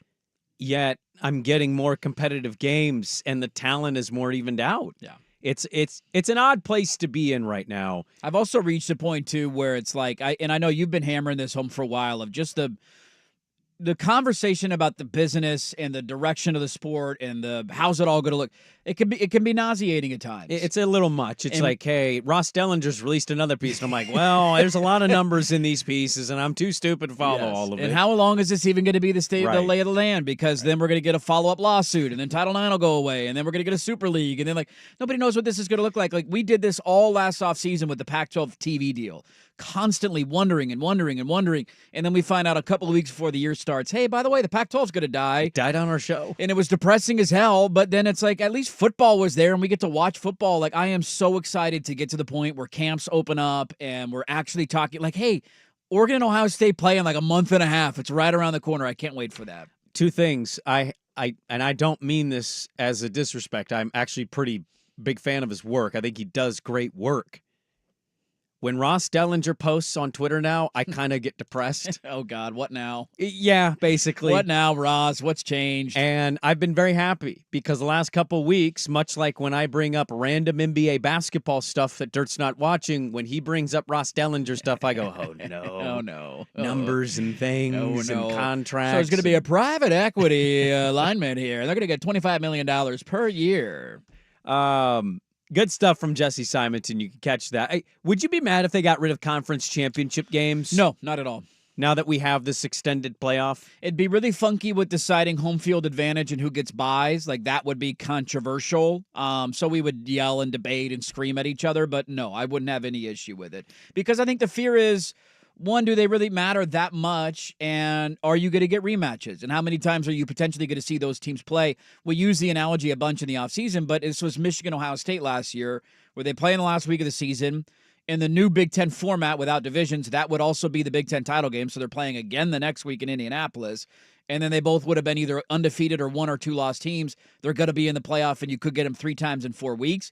Doesn't piss me off that much as a fan, but I think for the general fan, they're like, that takes some of the luster away from college football. Well, it's a little like college hoops. They do these tournaments, these conference tournaments. There's clearly a team that won the regular season, but then they do conference tournaments, and anything can happen in an elimination game. Yeah. And the best team in the regular season did win the conference, and guess who gets to raise the banner? I kind of hate it. I don't like that. You play a whole long season. Right. Somebody clearly asserted themselves as the number 1 team, but somebody got one more shot, and that one shot, you had a little bit of a letdown. Boom, you didn't win the conference. You're like, well, we won the regular season conference championship. Well, that's not a thing. Yeah. We're going to raise banners for that. It is funny. The college baseball dirt's coming out here, so I don't know if this is true or not. Was Oregon State better than Arizona in the regular season? No, so they lost the final game. They had a series against Arizona at the end of the regular season. They lost the final game. Because I was going to say Arizona won the Pac-12 baseball tournament, and they were one of the first seeds to get eliminated. They're already gone quick. It was like 2 games gone. I think it's them and Arkansas so far have been the only home teams that have lost their regionals. So far, we got to go through the rest of I'll pull up the bracket here, but the gauntlet basically of high-ranked teams that people thought could go far and get to Omaha, they were definitely at the top of that list. Bye-bye. You speak of, and I'm glad you transitioned that way, into college baseball. Baseball dirt is back. I'm here. Your Oregon Ducks. Ping, ping. Your Oregon Ducks have successfully navigated through the UC Santa Barbara regional. Not even like a doubt in mind here. They didn't lose a game. Their pitching was unbelievable. They gave up like 3 earned runs the entire time. Yeah, Santa Barbara didn't have a runner on second base till the 9th inning last night. It was remarkable. They had Jacob Walsh ended up tying the single-season record with 18 home runs. Hit a tank, man. In that game, and your Ducks are on to the Super Regional against Schulte's Texas A&M Aggies. Oh, bring it on, Schulte. You don't Schulte's stand in a chance. cult. You got to be careful. Yeah, those Aggie cult members are a little concerning. I'm scared of the cheering that's going to come. Oh, they're going to start singing stupid songs and doing dumb dances in their outfits. I should be careful, though. Schulte is also a Duck fan. I shouldn't place other fandom on him. I'm just like, when the hell did I become a Texas fan? Yeah, where the hell did this come from? No, I enjoyed this text this morning. Somebody said, when are we going to get to Dirt's Ducks baseball segment? I'm sure we both watched the same amount of games this season, but we're both pros and diehard fans. Now, you're damn right we are, huh? How about that pitching performance last night from a guy who I had never heard of going 100 and what did he end up throwing? 130 pitches? Almost 128, I believe. They just left him in. Yeah. How great was Kevin that? Sider, yeah. So let's just leave his ass in. They couldn't touch him. They let him finish the game. It got a little hairy in the 9th inning. They had 1st and 3rd with 2 outs, and you're like, oh, God. The night before in the 9th inning was nearly a disaster. When you have a 2-run lead and the first pitch in the 9th inning is drilling a batter to put the tying run to the plate, there's not a worse way that you could start a 9th inning off. So that was kind of flying without, the seat of your pants, if you will. But really fun to watch this weekend. This is the only time I pay attention to college baseball. They have some familiar names from last year. You mentioned Walsh. He's the all-time home run leader for the program. Yep. And tied the single-season record. He's got a chance now to break it in super regionals. Seems like a strikeout or home run guy, but I remember watching him last year. And it's really cool. Like, I love poking Beaver fans bear. It's kind of fun to joke about being a blue blood and a superpower in a baseball school and going to back-to-back super regionals. But this is the first time they've ever done this in school history. They've only been to one World Series ever, and it doesn't count because it happened in the 1950s. They only brought back college baseball because Oregon State was dominant, and they made a big-time hire when they brought it back. And everybody thought, wow, Horton, they got a national champion coach. It didn't work out, and they had to go pivot, and it's a credit to the athletic department for finding Wazakowski, a guy who had coached under Horton, who came in, and he has done a terrific job to get to back-to-back super regionals. They were the 3 seed in this regional, and they dominated their way to a super regional. I don't know if they ever trailed at all in any of their games. Yeah, no, I mean, they've actually had a really good year. Usually when we talk college baseball in the regular season, it usually is Oregon State, just because, well, the pedigree, the 3 championships. Oregon's had a really stellar season for themselves. It's a 40-win ball club, and now they get to go to Texas A&M. All the pressure's on the Aggies. All of it. Oregon gets to go in there feeling great. They didn't win a game in the Pac-12 tournament, but to your point, Arizona won it. How'd that work out for them? So much for being hot going to regionals. And so they go into this one. It's a road, regional for them. 3 seed, as you mentioned. Didn't lose a game. Largely gave up no runs. Offense showed up when they needed to. And now they get to go to Texas A&M with a shot to pull an upset and get to Omaha for the first time. Like, that would be a pretty remarkable feat by them. Technically second, but we're going to count it as the first time. What year did they go the first time? Like 1952 or 1954 or something. Okay. Yeah, no counts. I was like, wait, what year did I forget? No, not since they brought the baseball program back. They have obviously not been. But to your point, Wazakowski has done a really good job since who's your AD? Mullins brought him in. Rob Mullins. Brought him in. He has done a really good job with that program. And so now the Ducks are on to Texas A&M. I don't pretend to be Mr. College Baseball. I am. This time of year, I'm in. Well, no, but I'm asking how much of this you watch the regional, and then you're going to be glued to the super regional, I would assume. I watched. I forgot that they started at noon on Friday. That's okay. And so it was one of those, like, I saw a thing on Twitter. It was like 4th inning, Ducks lead, and I'm like, oh damn it, the game's going on in the middle of the day. Yeah. And so I went and watched the end of the game, and then I watched all of the Santa Barbara games on Saturday night and then Sunday night because it's 2-0 going into the 9th. You're kind of like riding a bull. Let's hope they can hold on to this thing. And then last night to watch them be that dominant on the mound of a guy who was a transfer from like Quinnipiac, just shutting them down. Didn't allow a base runner to get to second until the 9th inning. They finally got a guy on third. I watched the entire game on Saturday and Sunday. So I'm excited for this weekend coming up, going to super regionals. And of all the teams that you could play, Texas A&M's a really fun team because they're weird. It's a cult. Those people are absolute psychos. and I'm sure that they're very passionate about their college baseball. And Oregon coming down with their like flashy Nike gear and their black pinstripe jerseys and beating them as they're doing their stupid chants is going to be so fun to watch. Oregon State was on the verge of trying to close out and win their regional yesterday. They shouldn't even have played that game against UC Irvine. No. If you saw that, it was pissing rain in Corvallis, but the NCAA wanted to try to wrap as many regionals up as they possibly could. Not a great start from my Beavs. Their freshman pitcher gave up 4 runs in the first inning. And you're like, oh, no, here we go. Oh, God. Well, they matched it the next, including a 3-run home run by Nainline, who had his 11th home run. That was a 5-run inning, and so they're up on UC Irvine right now, 6-4. They had to pause play. It will resume roughly around noon is when 12:06. 12:06. 12:06 today. The first pitch back off their delay, but if they win that game, they are off to the Super Regionals as well. So we could have both state schools get to the Super Regionals. My only question on them today, if they do end up losing that game, do they play the other game today as well? Because Yes. today would have been the Yes. Game 7 if they lost yesterday. Yeah, I think they're going to do a doubleheader. So it was funny, too, Because I think the weather's supposed to hold up more today. I think it's supposed to be dry the rest of the day. Yesterday was just, I don't know why they Downpour. played that game. That was not a good idea. Bazana's hitting home runs. He's just hitting dangers left and right. He's having an awesome regional to the surprise of nobody. Well, also, let me point out on that, he is, and he's a stud. Krupke's got a good piece on. That was a really good piece. On him. It's also the middle, the back end of their lineup has come up really big in this regional as well, which going forward, when you have a pitching staff that you have a couple really good starts. Jake Kamatz was awesome, but when your bullpen can be a little shaky, you need that offense, and that's largely what's carried in this year is a high-powered offense. The middle to the back end of that lineup is really come in the regional. You mentioned giving up 4 runs in the first and bouncing back. They also did it on Friday. Like their first game got off to kind of a rough start against Tulane. They were booting the ball around a little bit. They gave up 3 in the second inning. And it's funny because you get to these regionals, and as you point out with some of the other stuff in the regular season, like you have such a long regular season. And then it just takes one bad afternoon, one bad inning, and all of a sudden you're facing elimination in your own regional. And there's nothing more embarrassing than losing a regional on your home field. Like we've been making fun of Arizona for doing it. It happened to Arkansas. You get off to a rough start Friday, you give up 3, and it's like, oh, God. Like, really? Tulane's coming to town and they're going to win this game? They responded, blew them out 10-4, bounced back immediately, did the same thing yesterday. So great pedigree and great character from Oregon State responding, and I wouldn't be shocked at all if they win today. Now, who do they get in Kentucky. Okay, in Corvallis or at Kentucky? It'd be at Kentucky. Kentucky's the 2 seed. Yeah, bring it on, Kentucky. Oh, I mean, it'd be cool if Oregon State went to SEC schools and beat them. Yeah, bring it on. SEC doesn't stand a chance. Wildcats, you're a basketball school. We're just carrying. Is anybody else on the West Coast doing anything, or is it just our schools? Because I had a Beaver fan tweet me. It was like Oregon and Oregon State are the only things. No, I think that's right. Keeping West Coast baseball respectful. Because you guys beat UC Santa Barbara. Yeah. San Diego got knocked out in that tournament. Arizona's out. They technically are West Coast. Isn't UC Irvine technically a West Coast? UC Irvine, So if you can bump Beavers them. or UC Irvine will be. What about like Stanford and USC? No. None of them? No. Yeah. Yet. Did you see Vanderbilt got beat by High Point? I did. Who? High Point.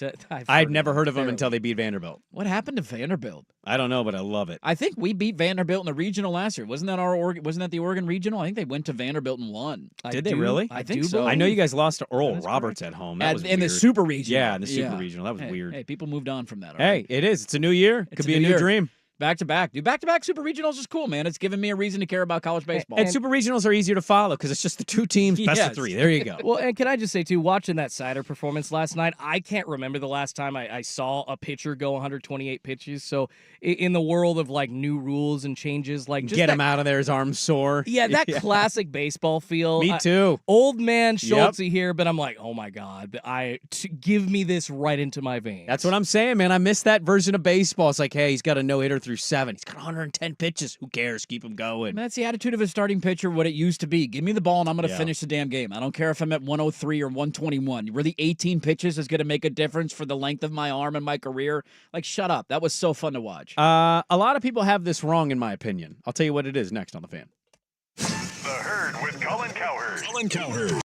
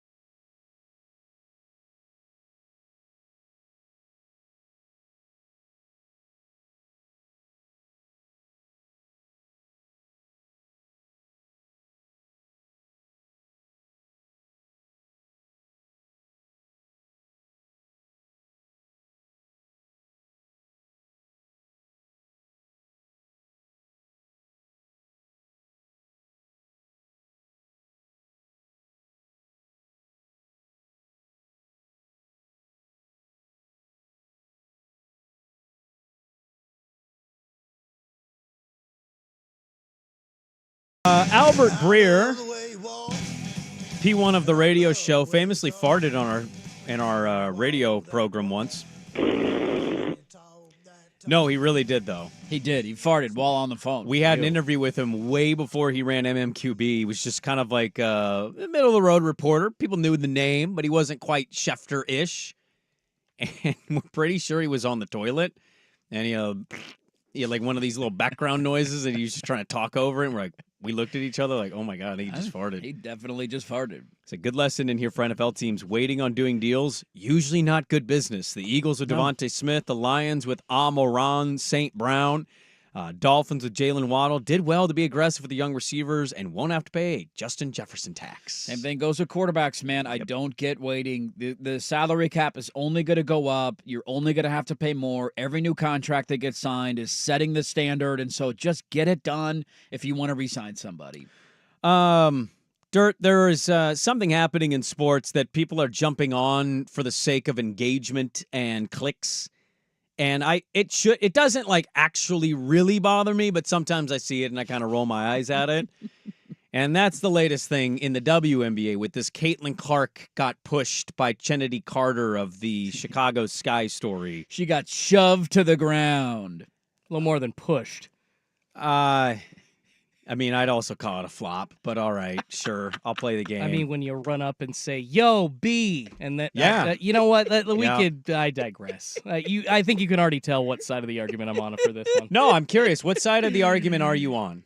I do believe that was by Kennedy Carter a very egregious, targeted shove on Caitlin Clark, and I wonder why the same things aren't happening to Angel Reese, for instance, her teammate. We haven't seen anybody knocking Angel Reese down, so when people say there isn't a racial element, I wonder, well, hey, where's Angel getting knocked down? Because if it's not, she's a superstar as well, right? Okay. That's my side. Jump on Twitter real quick. I have WNBA League Pass. I watch every single day. My wife is obsessed with the WNBA. Jump on Twitter and type into this to your search bar, Schultze. Alyssa Thompson, Angel Reese. She got basically clotheslined. This happened 4 days last ago. week. Oh, she got grabbed by the throat from behind and literally thrown to the ground. Well, she didn't get slightly body checked and called a bitch and then flopped to the ground. I think we need to calm down with what we're talking about. Fair. Because mostly people talking about it don't know what they're talking about. You know what my take is on this? If you made me I don't know who's the WNBA commissioner. I forget her name. Okay, if you made me the WNBA commissioner, you know what I would do? I would privately give Kennedy Carter a massive bonus. She got fined $25. I would. Did you see that? That's actually what the fine was? Yeah. $25? Unless I got butt cracked sports. I think Kennedy that has to be Carter, a butt crack. That has to be, right? No, I'm telling you. $25? That's almost patronizing to find somebody $25. Let me see. I want to verify it. Yeah, WNBA. This is Shams Charania. This is the real one, right? Oh, no. You got butt cracked. Okay, I was going to say, it can't. I mean, it probably was like $2,000 Well, or Angel something. Reese got fined $1,000 and for the not Sky got communicating, fined $5,000. This is, if I were the commissioner, I would be slipping her bonuses in an envelope because this is unbelievable for the league. This is so good for them. Controversy sells, man. It does. That's a different take than I've heard. It absolutely does. We did this with my sport of golf when Scotty Scheffler got arrested. What did we all joke about? This is great. People are talking. This is national news. Prison Scotty. Prison Scotty is leading like CNN headline news at 7 o'clock in the morning on a Friday. Golf never gets that conversation unless it's, hey, who is this Saudi oil money too bad or should you touch it? Right. That's the only time you ever get attention. This is great for the WNBA. Controversy is good. Rivalries are good. People disagreeing or debating a certain topic and being passionate about it. It is good for the league. Caitlin Clark is amazing for basketball. We know that she is. Having to go through this nauseating thing of like, are we treating her fairly? Are we too mean to her? Are we being too physical? Like, I love it, dude. I don't really have a strong take on either side. I think you see this stuff in the men's game all the time. Draymond Green kicks people in the nuts, and we're all like, guy's kind of a D. And then we go about our day. Caitlin Clark's getting fouled kind of hard. I think it's awesome for the WNBA because it's creating controversy. It's getting people to talk about your sport. And the next time that they play, I guarantee you more people might be like, hey, let's click that game on and see if anybody hacks Caitlin Clark tonight. I think my takeaway from listening to all of these people who tweet and talk about something they're clearly not watching on a daily basis. Yes. And I'm not going to name the names Lots of them. But I've seen some people hop on this stuff on Twitter to just hope to get retweeted, and it's worked for them. Yes.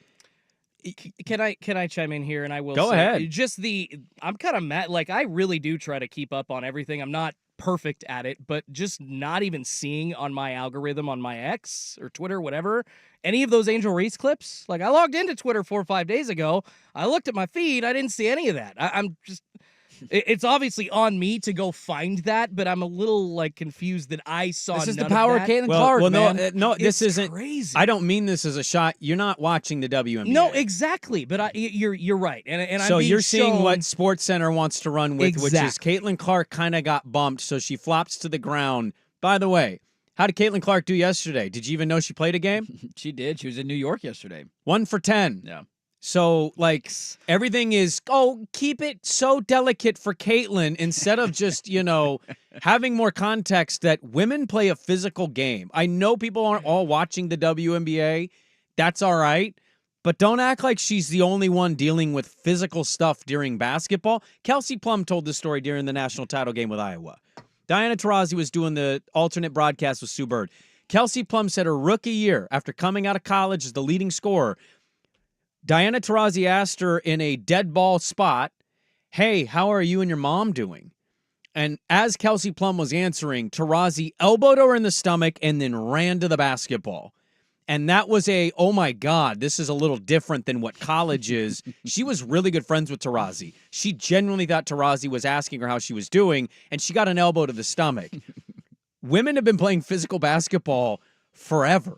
But I find it fascinating that this person, who is really good, she's done a lot of great things for the game. Yes. Anything happens to her, and God forbid, you get all these people who don't watch the sport. They need to treat her right. They need to not be so physical. We don't do that to the men. Do you do that in the NFL when a rookie quarterback gets blindsided by a backer and he's on him and goes, "Woo! Welcome to the game, man!" No, you love it. You highlight it. When a rookie player in the NBA gets bodied or physically checked or eliminated and S-talked, do you say anything about that? I think it's hilarious. You're seeing the phonies. The phonies and the frauds are weeding themselves out on some of this stuff by the commentary they're throwing at it when I'm seeing this happen all over the league because I watch it, because I have a house full of women. The other great thing about it was not many people saw the entire highlight of that sequence with Caitlin Clark and Kennedy Carter. So if you go back and watch the possession before, there's a loose ball. It's kind of bouncing around.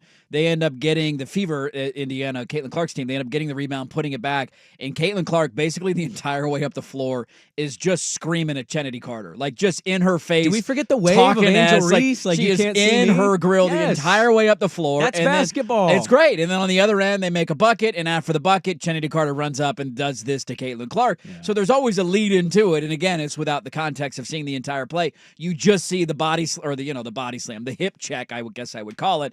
And that's what everybody reacts to. I think this fan of Caitlin Clark in the WNBA is the equivalent of what we had to deal with in college football last year.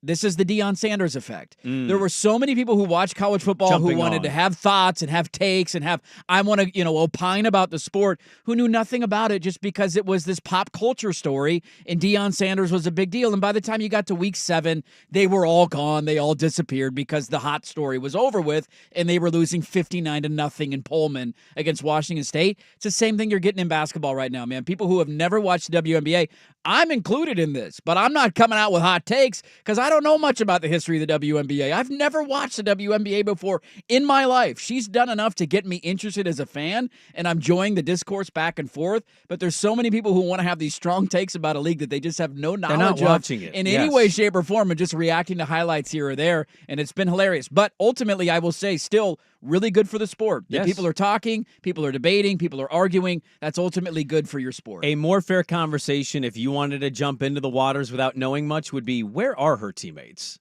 That to me is that's the story. It's not. How's there not somebody that jumped into that yesterday and shoved Kennedy Carter after that? Yeah. I mean, I don't really understand it either. I think it's a little ridiculous, but to the crowd jumping in when they see one Caitlin Clark highlight and it's, she got kind of hip checked and called a B word.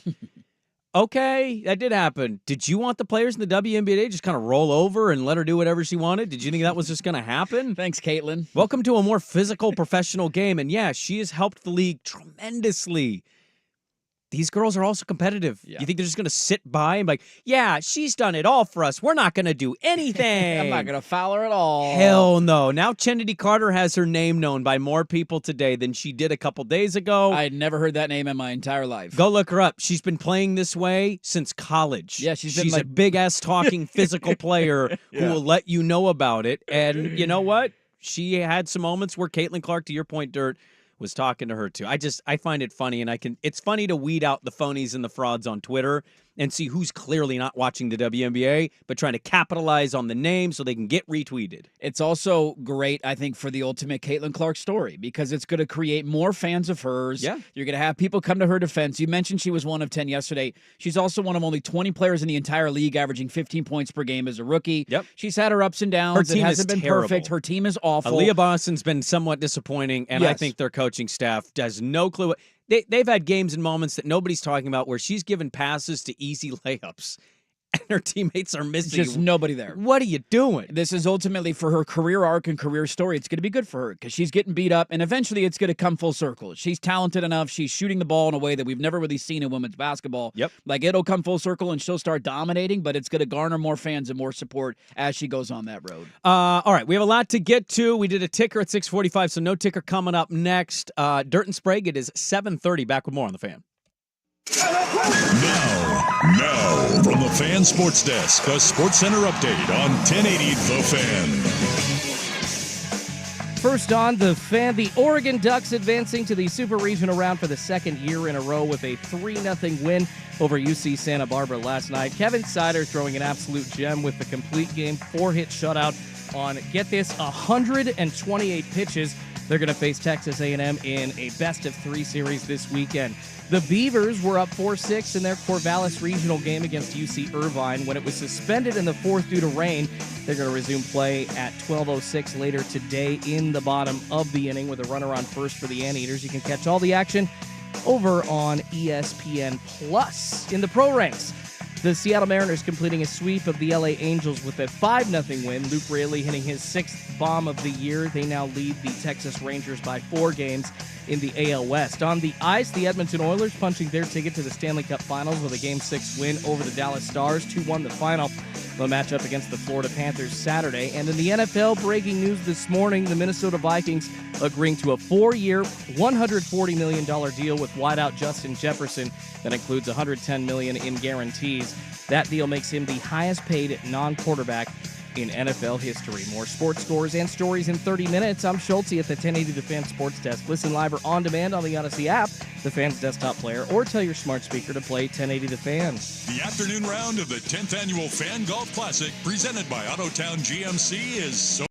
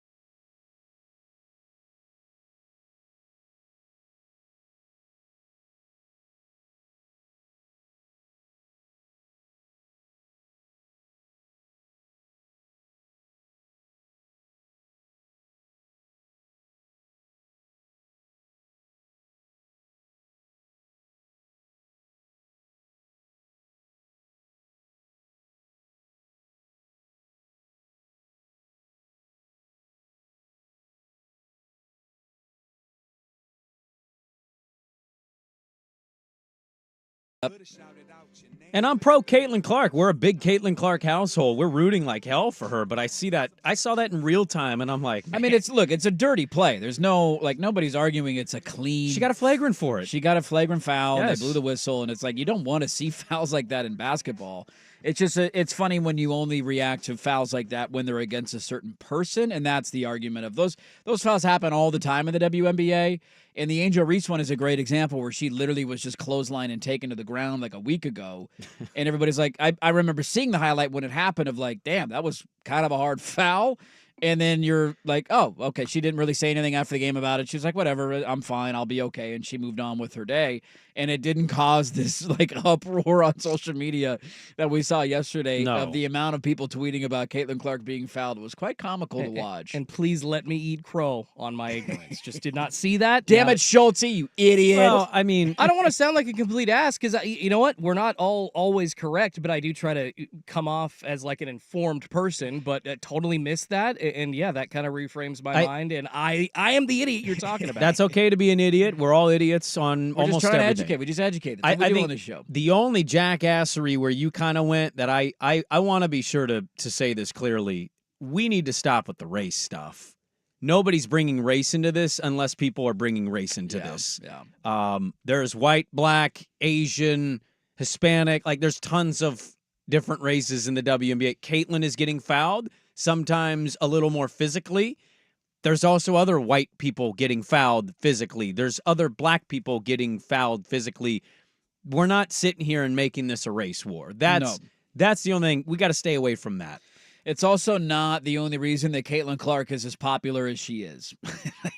No. Because that's out there, too. It's like, wow, there's been a lot of really good white WNBA players that have not captivated the audience of America. Yeah. She just plays the game a different way. She shoots the ball like we've never seen really in that league. It's female Steph. I mean, it is what it is. And we have one of our listeners, Jack, said she'd be leading the WNBA assists if they could make buckets. And yeah, right. She's been one of the best pick and roll passers. She hits that slot perfectly, and I watch her teammates either not roll properly or miss easy bunnies, and I'm just like shaking my head all the time watching it. I want to try and reset things. Let's get back on the clock a little bit here. How does that sound? Does that sound good to everybody? That Can sounds we do that? great. I think our boss would really appreciate it. I would like to lighten the mood, maybe lighten the pout a little bit. How about some fun with audio? Can I delight you in a fun with audio segment coming up next? Yeah, sure. Are you guys good whistlers? I think I am. You think you're a good whistler? I think I know what you're going to play for us. I think I could also do it. You think you could pull this off? Yeah. Is there a supreme talent to whistling, and how does the one singer who's a part of the show today feel about this being done before a sporting event? We'll get to that with some fun with audio next on The Fan. Who's stinking it up? Woo! Do not go in there. It's time for Who's Stinking It Up, a sports lowlight that's ripped from the headlines. We couldn't do diddly poo. Brought to you by Three Mountains Plumbing. Schedule your appointment online at threemountainsplumbing.com. Here's the throw to the plate. He's out. And Contreras is barking at him. Tommy Pham barking back. He's not backing down. He doesn't like that. And now home plate umpire Edwin Jimenez has to hold back Pham. Nah, we ain't taking that. We ain't taking that from the Brewers. That's from the NBC White Sox page. They lost yesterday to the Brewers. Tommy Pham and Wilson Contreras got into it at home plate, and the announcer is an idiot. Yeah, very fired up. I think it's like the first time the White Sox have mattered in a baseball game this year. Their announcers were pretty happy about it. But Tommy Pham said, "This is why I fight in my off season." He's always ready to fight. Don't mess with that guy. Oh, God. Sports Injury Report presented by Rock Orthopedic, board-certified specialists who diagnose and treat the widest range of orthopedic cases with care and expertise. To schedule an appointment with Dr. Mark Wagner, visit rocpdx.com. Hey everybody, Sprague here. You've heard me talk about a great local company that can help you. My friends at Three Mountains Plumbing, and they're here to fix any of your drain issues. Some of those drain cleaning liquids we see at the store may seem to work temporarily, but they can be bad on your drains over time because the chemicals inside are corrosive and will eat away at your pipes. I was surprised to hear this, and I think a lot of homeowners may not know about this either. If you need your stubborn drain cleared, Three Mountains will come out and clear your drain for you. And right now, they're even offering a free bottle of natural enzymes for each drain clearing they do. The licensed plumbers at Three Mountains Plumbing can handle your plumbing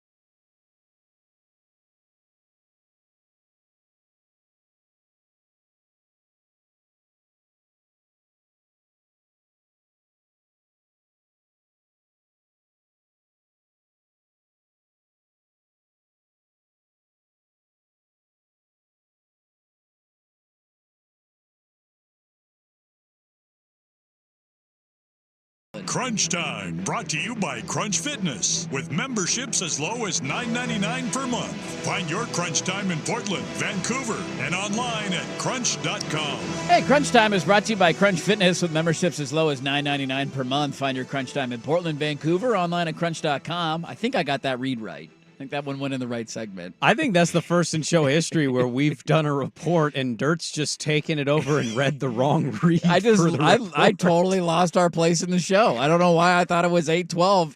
You tried to talk at the end of the report, and I was like, "What are you doing, dude? The bed music is done. I got to get the read in here." The funny thing is, I kind of knew you had forgotten about midway through as you led it, and I went, "Oh my God, he thinks this is the injury report."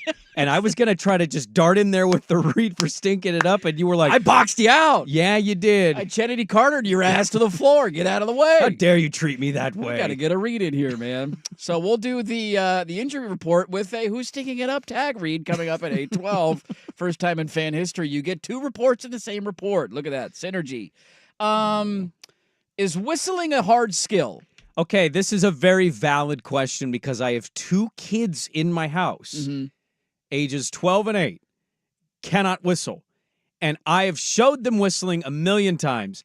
I don't know how to explain how you whistle other than you put your lips together, you kind of just blow air out of it. Like, I don't know how to explain that to them. And as a kid, I just kept practicing over and over and over and over again, even while I did other things.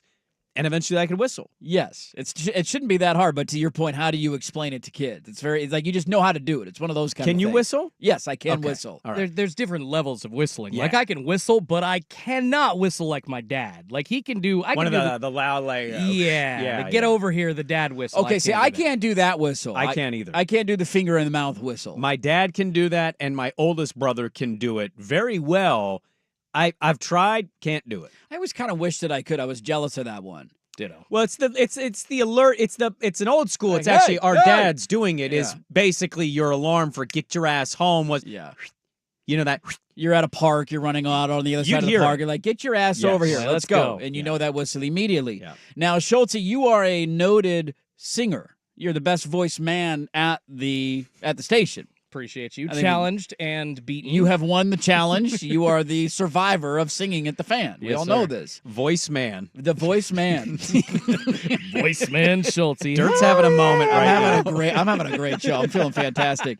How do you feel about now? How many times have you ever sung the national anthem before a game? Oh, yeah. I used to be the Hops MC. I probably did it like 10 times a season. Really? And then, you know what? Like they couldn't find somebody for the game and you would go like, hey, Schulte, we need you? Exactly. Oh, yeah, they had me scheduled, but I was also, hey, last second, which did happen a couple of times. But shout out to the Blazers who still to this day gave me we need you, but we're not sure we have room for you. Yeah, you missed out on a good performance, you jerks. Wait, okay, can I ask you an honest question? As a man who's performed in front of an audience, would you have found or find performing in front of 18 to 20,000 people a very different nerve-wracking experience than maybe the hops or anything you did prior to that?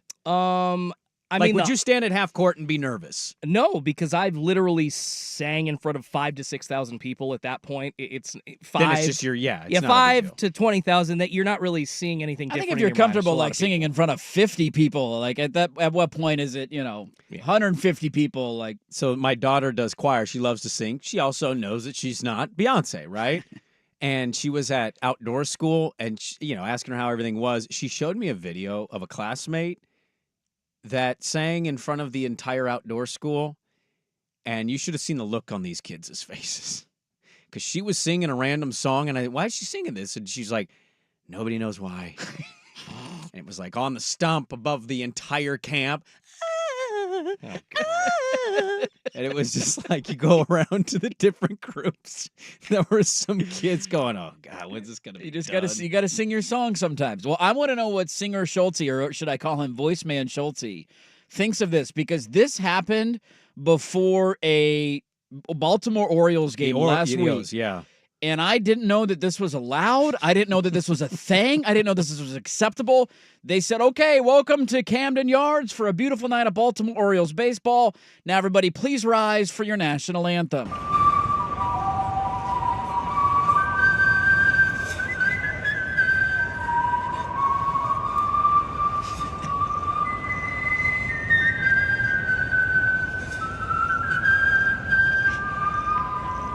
his mouth whistling? It's his mouth whistling. Wow. And he's singing, like, we don't need to play the entire thing. Sounds He's like trying a to hit, bird. like, multiple notes at once. You can tell he's, like, trying to, like, style it up a little bit. Yeah. It's a pretty good whistle.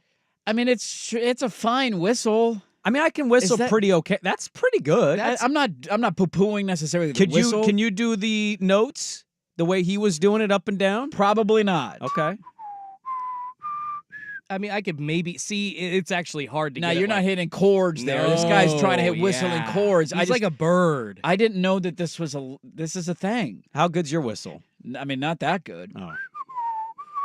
See, both of you guys kind of put your mouths the same way. When you whistle, we do a little tiny suck, motion there. Yeah, a little bit. Yeah. Yeah. Yeah. You got. Look at that! I didn't know they would allow somebody to whistle the anthem. I had no clue. And as why would you not just play a flute? As the voice man, Schultze, this has to upset you, right? This has to upset the singing community, I would imagine. I mean, usually I'd say yes, but I heard the whole song, and by the end, you could see people in the background like freaking out, like, is this actually happening? This is awesome. It wasn't just that he was whistling; he had like bird noises in there. And Yeah, that's kind of what I heard. At an Orioles game, Yeah, it's listen to it. It sounds kind of like bird calls. Yeah. This guy is. Go look him up. So his name, because I was like, who the hell is this? Who do they get this random dude to whistle the national anthem at a nose game? His name is Chris Ullman. Mm-hmm. He has a website. He's like a motivational speaker, a communicator, a whistler. He's written multiple books. He has labeled himself a whistler. Whoa. Yes, he's labeled himself the whistler. Okay. Well, then singers of him are just jealous. Like singers everywhere wish they could have monetized their skill like he has. Do you get paid to do this?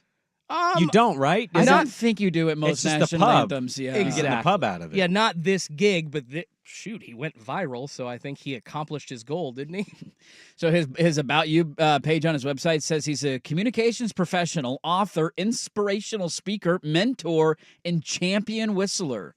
He's the president of Ullman Communications, a strategic advisory firm, and previously served at blah, blah, blah, blah, blah. He was also on the White House Budget Office. Like, this guy's been in politics. White House Budget Office? Yeah, he's For all Biden? over. Trump? Which one? It doesn't say when Who he hired served. that? It does Obama? not. It just says led communications at the White House Budget Office. So it does not say what term and when he did it. It's very vague. It's like one of those, like, you can kind of lie about it. Right. Nobody can double check that. He also ran the Public Affairs Office at the U.S. Securities and Exchange Commission, the SEC. He was the spokesman for the U.S. House Budget Committee. Okay. So I when he did all of that, I'm not sure. And on his website, you can send him a whistlegram. So I think we should maybe record something as a show and send him a whistlegram. You're kind of coming off a little poo-pooey. I am poo-pooing this. If I went to a sporting event and there was a guy whistling the national anthem, I think I would be outraged. Like, really? But yeah. Like, how long till we get to, like, somebody claps the national anthem? Like, how low are we setting the bar here? I'm not saying whistling with bird noises is easy. Roseanne and is I about have- as low as it goes. And I have the ability to do that. Yeah. I just, like, there should be a bare minimum of, like, singing or playing an instrument. Yeah. And whistling is just a skill that almost anybody could do. Again, not to this level, but I think I would be upset. When I used to go to Blazer games more regularly when I wasn't doing the morning show, I can't tell you how many games I'd listen to the anthem be sung, and I'd go, that might have been the best anthem I've ever heard in my life. That was a good one right And there. then the next game, it'd be like another lady, God. it'd be another band, it'd be another choir, and I'm like, man, that might have been the best rendition I've ever heard in my life. I mean, this took skill. That's the thing. The Roseanne thing, that is offensive. It will never not Or be. Carl Lewis, didn't he do one that was horrible? And the Rockets. I mean, an American gold medalist. We gave him a shot. He kind of earned that, right? Didn't he? Gold medalist. You get a free pass to sing the national Do I get to anthem? go run the 100 meters? I'm a chubby white. What are you talking about? No. You upset Voiceman Schultze? I did. Voiceman Dude, Schultze yeah, is not win a happy gold with it. medal. Why don't you go sing? Yeah, because anybody can just take a mic and sing a song. You jerk. He won. He won for No, America. Dude, get right to the meat. I mean, Thank you. You know, Carl Lewis had a lot of meat. Are you pro or anti whistling the national anthem? Let us know at the Vancouver Ford text line, 503-864-6326. Are you the worst possible person at the fan to sing the anthem? Ooh. Now, I'm not just talking voice here. Like, would you be comfortable getting in front of 20,000 strong? Probably not comfortable. I don't think that I would be the worst, though. Okay.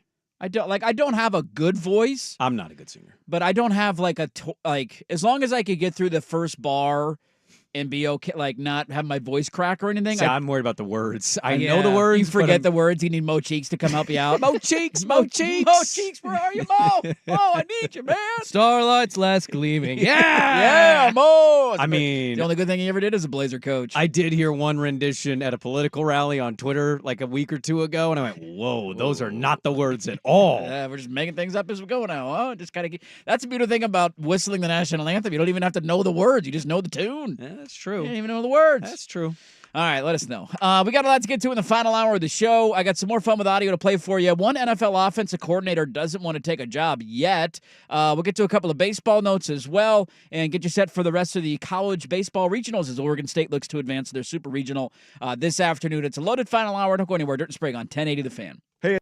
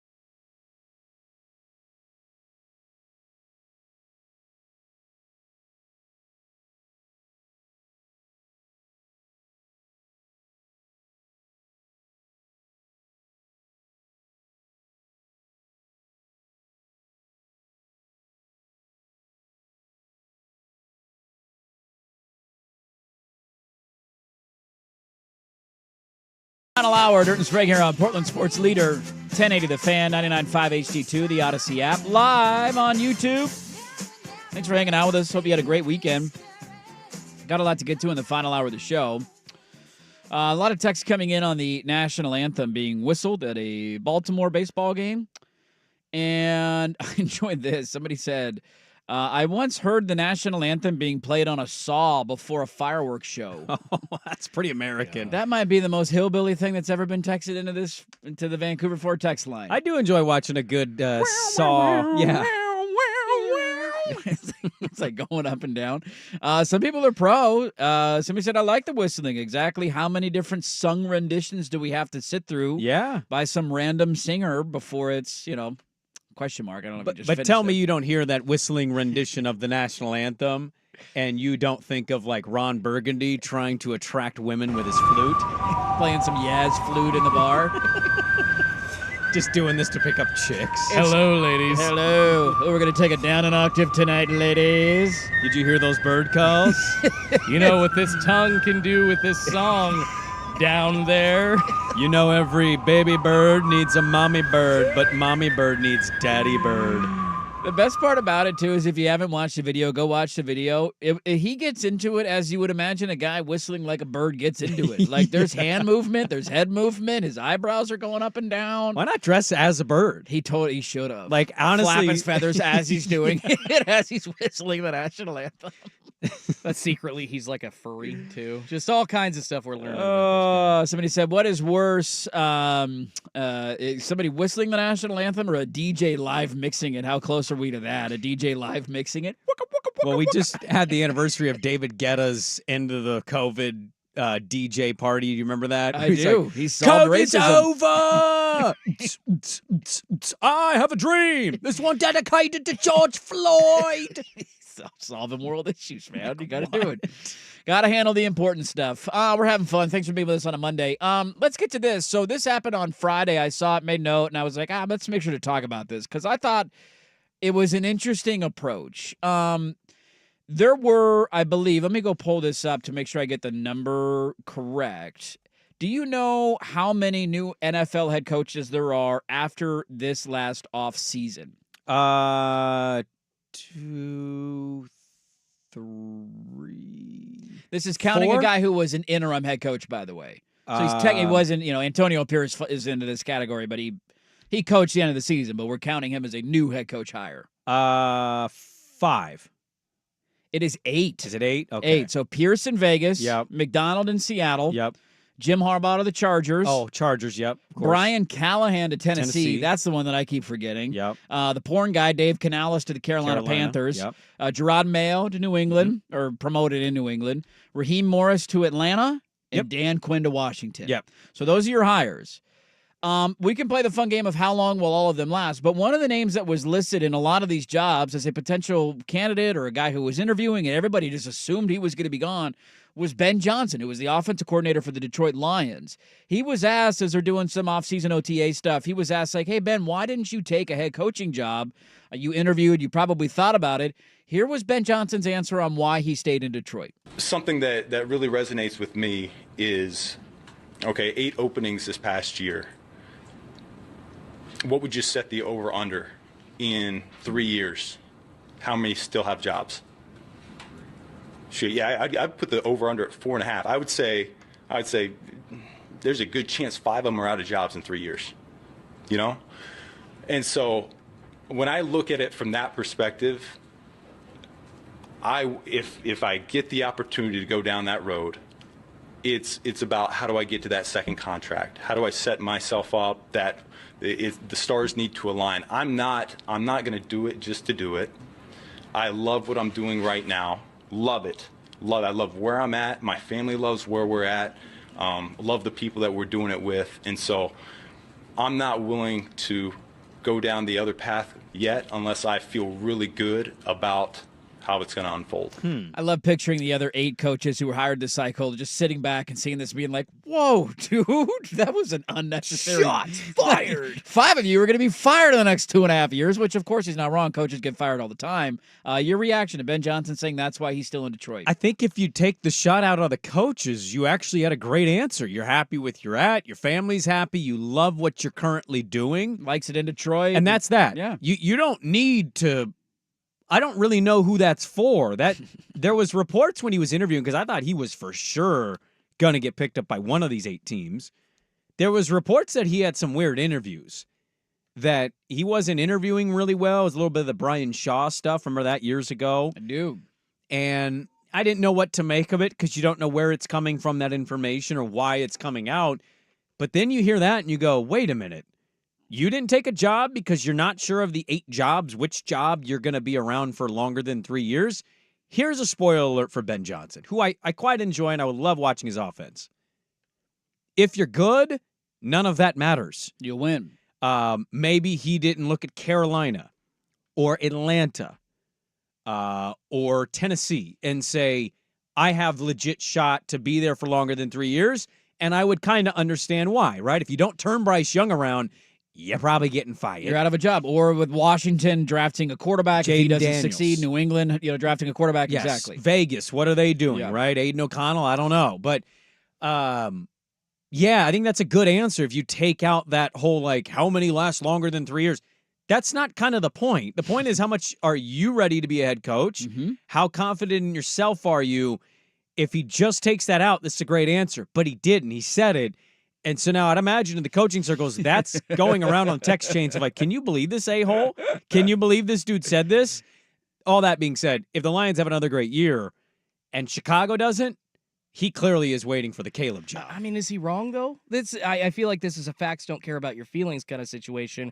More often than not, yeah, I would say half of those coaches are probably going to be back to But what does that matter for him? He's trying to talk about the landscape that he's looking at from, the current job that he's in, weighing that against possible future success. It's always going to be there, though. But it might be a situation where there's a better team opening up with a better situation in his mind. Obviously he could have interviewed terribly, but like you say, if it's 4 different types of quarterback situations where he's got to go resurrect something, where he's got to go make nothing from Aiden O'Connell, then yeah, he's probably going to wait for a Justin Herbert type of situation to open up. Yeah, that's the hard part with this. I appreciated the honesty. I didn't quite think that he needed to take a shot directly at the coaches that were hired in the last cycle of 5 of you will be out of a job. I think that's a fraternity of coaching, and it's just kind of weird to go that route.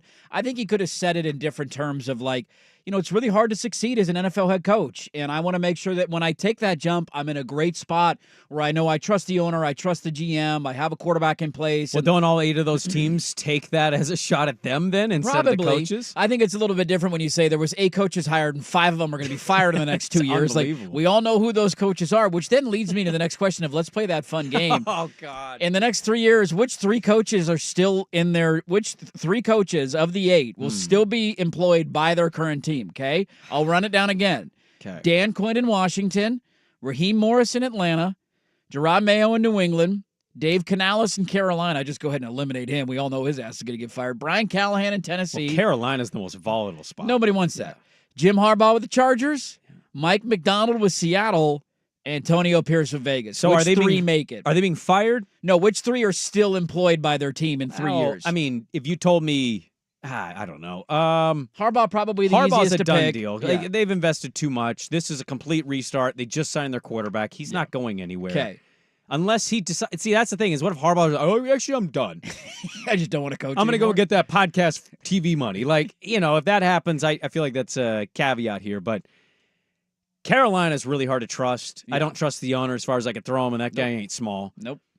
Pierce, I don't know if I'm putting any stock in Antonio Pierce. The interim story was fine. They still weren't a very good football team, and I have no idea what they're doing at quarterback. Hard to get Freddie Kitchens out of your mind with the interim stuff of Yeah. finishing a season strong does not mean it's going to translate to the next year. I don't think New England wants to be overreactive, but man, those first 2 years are bad. Gerard Mayo is his first time coaching. There's going to be a lot of noise in Boston on radio and TV if he sucks. You got 2 years to see what your rookie quarterback looks like. Yeah, and you got a defensive head coach who's never coached a team ever. Yep. I'll throw them in there, even though that's not really their blueprint. Okay. Do we have faith in Raheem Morris in Atlanta? What about Dan Quinn, second time around in Washington? See, I think Raheem Morris got kind of screwed his first time in the sense of he wasn't given very long, and then he had to go God knows how long before he got a second opportunity. Agreed. You don't see that a lot, so that I'll leave that out.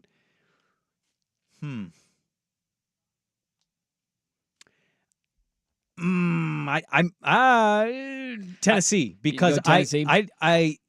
I don't know what to feel about Brian Callahan, and also that GM situation's weird. Yeah. Cathron has got a interesting relationship. The ownership seems to really like him, but he ran Vrabel right the hell out. He's made some questionable decisions as a general manager. If that goes really poorly, does Callahan go with the GM? Does he go back to Sandusky, Ohio, and work for Big Tom Callahan? Callahan's got to go home. Callahan Auto? He's got to. I think if I were betting, I would say the three that are still employed are Harbaugh for sure. He's the easiest one. Yeah. I would then go Raheem Morris just because I think Atlanta's going to be successful in the next 2 to 3 years. Like their situation overall, outside of maybe having like a Herbert with the Chargers, is the best of any of these teams. So I think Morris is still employed. It would take some pretty bad years, quarterback injuries and all that, for them to flame out.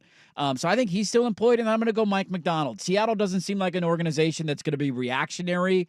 At some point, they're going to have to find their franchise quarterback. He's young. Like, I could easily see him being around for 4 or 5 years. So I was playing the reverse game. I was going the guys get fired. Yeah, you're going the guys that get fired, yeah. McDonald's an interesting one for me, too, because I can understand the sentiment of him, a young, bright, defensive-minded coach. But if you get in a situation where, what if this first year offensively doesn't go well? They're going to clearly move on from Geno. And if you're really going to sell Sam Howell to me and everybody else, good luck on that. Right. This is where the defensive coach and the philosophy of what you do with a rookie quarterback, do you want Mike McDonald as the head coach with a rookie quarterback? Very well could work out. It's not like we haven't seen defensive coaches thrive in the NFL before. I'm not as ready to anoint that. And I think because Seattle's been largely pretty consistent since they hired Pete Carroll, there's kind of just a natural pass given to them as an organization. They fell off the last couple years in my book. They did. His defense should be massively improved. He's got some really good pieces over there. We'll have to wait and see what they do at quarterback. I think it's great for Detroit. If you're a Lions fan, you love that your guy's sticking around, and Ben Johnson has been awesome for them, unlocking Jared Goff. And so I think you're really encouraged by that. I also, it's interesting. It's an interesting approach. I don't knock him at all because I do think in coaching moves, there needs to be more patience. And sometimes guys just jump to the next possible thing that opens up. And it's like, oh, that's a pay upgrade or that's a bigger status symbol. So I'm going to go jump and take it. And without thinking of like, all right, is this really set up to succeed or am I being dealt a shorthand here? The hard part with waiting, though, for the perfect situation to open is what if it doesn't? Like, how often are NFL coaching situations perfectly set up for you? Like, somebody's texting in the Bills, Cowboys, Eagles, Jets, and Giants could all be open next year. I want nothing to do with the Giants' head coaching job. You're starting over with a rookie quarterback. That organization is lost. The Jets, you got a 40-year-old Aaron Rodgers. Is he back for another year? All right, have fun. Is he still your quarterback? Are you going to go draft a guy? Like, okay, Woody Johnson is an inspiring owner to coach for. No, thank you. Yeah, the Rodgers thing is separate. It's Woody Johnson. He's a horrible owner. He's always been a horrible owner. Yeah. You want to go work for Jerry Jones in Dallas? They haven't done anything relevant in 30 years outside of win regular season games. Is Dak Prescott getting an extension? What did CeeDee Lamb get? They lose playoff games every year. Have fun with that pressure. And Philly and Buffalo, like, sure, on paper, like, hey, going to coach Josh Allen or going to coach Jalen Hurts sounds intriguing. It would also take really bad years for those teams to fire their head coaches. Like, I thought McDermott maybe would have been moved on from last year, or we heard about it with Sirianni going into the offseason. I also thought Buffalo was going to move on from McDermott. But if you get to the playoffs and you win a playoff game or two, which wouldn't shock me at all if Buffalo did that this year because they have Josh Allen and they're in the playoffs every year and their division is winnable, like, are they going to fire him if you get to an AFC championship game? So no. See, you're waiting for one of those to open up. You just don't know if it's going to. And this idea that the perfect situation awaits, it just doesn't exist in the NFL. So at some point, he's going to have to take a risk. But I don't mind the decision to come back for Detroit for one more year. I mean, every Ben Johnson in the NFL, if we're just being honest here, they're kind of open. Chicago collapses, right? Yeah. That's one that you would want. It's the natural spot. Even if You his need a rookie quarterback. year isn't quite as stellar as the expectations may be, you're still going to look at all those pieces and that quarterback and say, yeah, I can figure that out. I think that was the thing with Harbaugh coming back to the NFL. We can all, debate where does Herbert rank in the landscape of the league, and you can have him top 3, top 5, top 7, top 10. But he's a franchise quarterback, and I think Harbaugh knew, I'm not taking a job unless that's settled. Yeah. And then he got that, and he said, okay, I'll leave Michigan and I'll go coach the Chargers. He's not just going to leave to go coach the Jags and start over with a rookie quarterback. Well, and the underrated one is the Vegas Raiders. Great city to kind of be in because everybody wants to be there. It's a travel town, all that. But historic organization. They also have a really poor owner compared to a lot of the other teams. Antonio Pierce certainly could prove me wrong in the next couple of years. I'll gladly be wrong on that, but I kind of felt like that was more of an emotional cheap hire than it was a forward-thinking, we're here to compete with Kansas City and the Chargers hire. That's kind of how I viewed Antonio Pierce, largely because I don't have any evidence to say Antonio. Don't give me the snapshot of last year. Okay, yeah, they beat the Chiefs at Kansas City on Christmas Day. What'd that do for them? It's a handful of games at the end of the season, and it does not mean it's going to translate to the next year. And you don't have a quarterback. Aiden O'Connell's not that dude. You're going to have to find your guy eventually, probably next year in the draft, and so you're going to be fishing until you find that guy. So Ben Johnson says he didn't take a job because 5 of the 8 guys will be out of a gig within the next 3 years. He set the over-under on him, says he wants to stick around in Detroit for one more year. If the Vikings are terrible, is O'Connell in trouble to you or no? If I were running Minnesota, the answer would be a hard no. But NFL teams make dumb decisions, so it wouldn't surprise me. We're very reactionary when it comes to that sport. Went a little long there. We're back after this on The Fan. It's time for a sports injury report. The injuries and rehab that impact the success of sports teams. Brought to you by Rock Orthopedic. Pitch. Swing and oh no. Swing and a miss, and the backswing hit the catcher. Oh boy. Oh, I hope Henry's okay. Pablo Reyes actually had to step over him to get his bat. And Henry is down. There's the Buffalo Bison's play-by-play. Peyton Henry hit in the head from a Pablo Reyes backswing. He seems to be okay. Bisons are a AAA affiliate of the Blue Jays. Well, and to be fair, this is an injury report, but it also is stinking it up. How long is your backswing, and why are you hitting somebody in the back of the head? What are we doing here, Buffalo Bison? Shout out Rock Orthopedic, but also shout out our good friends, our great friends, one of my favorites, Three Mountains, who's stinking it up injuries. Brought to you by Three Mountains Plumbing. Make plumbing and electrical services delightful. Let the pros tackle those projects you need completed. Schedule an appointment online. Three Mountains Plumbing. My good friends at threemountainsplumbing.com. The Fan Merch Locker is now open. The T-shirts are made.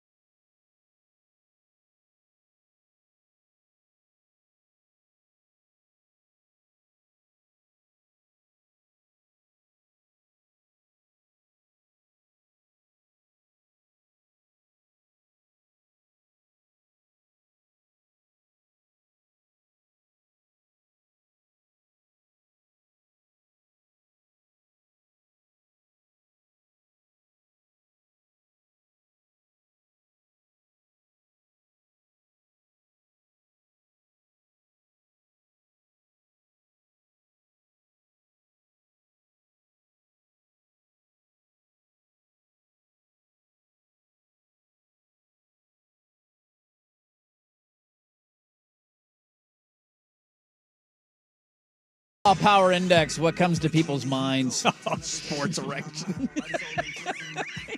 Tell me what the FBI's, what are they saying? You want to know what the FBI is saying? Yeah.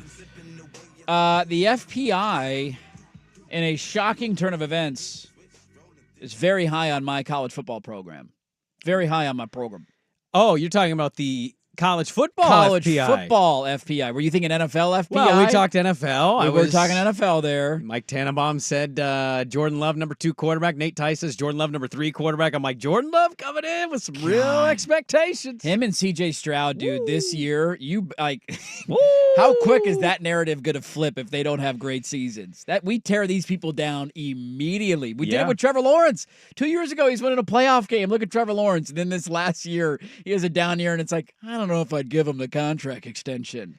I mean, we just did with Ant Edwards. He was Michael Jordan in one round, and then like, hey, what a bum, huh? Now, the FBI came out with their 2024 national championship odds and win projections and playoff percentages. Why did you say it like that? I was trying to think of like making the playoff percent. Like, does playoff percentage make sense? I was thinking like to make chances the playoff. to make the playoffs. Chances to make the playoff. Yeah. They have, the FBI does, Oregon with the highest projected win total in college football. What is it? 10.8.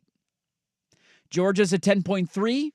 Texas is a 10 flat. Ohio State is 10.2. Higher than Ohio State. Penn State is 10.2. Wow. Notre Dame is 10.1. Those are the only teams in double digits this year with a projected win total in college football. The only team with a higher percentage chance to make the college football playoff and win a national championship than the Oregon Ducks is the Georgia Bulldogs. They are 78.7. Georgia is to make the playoff.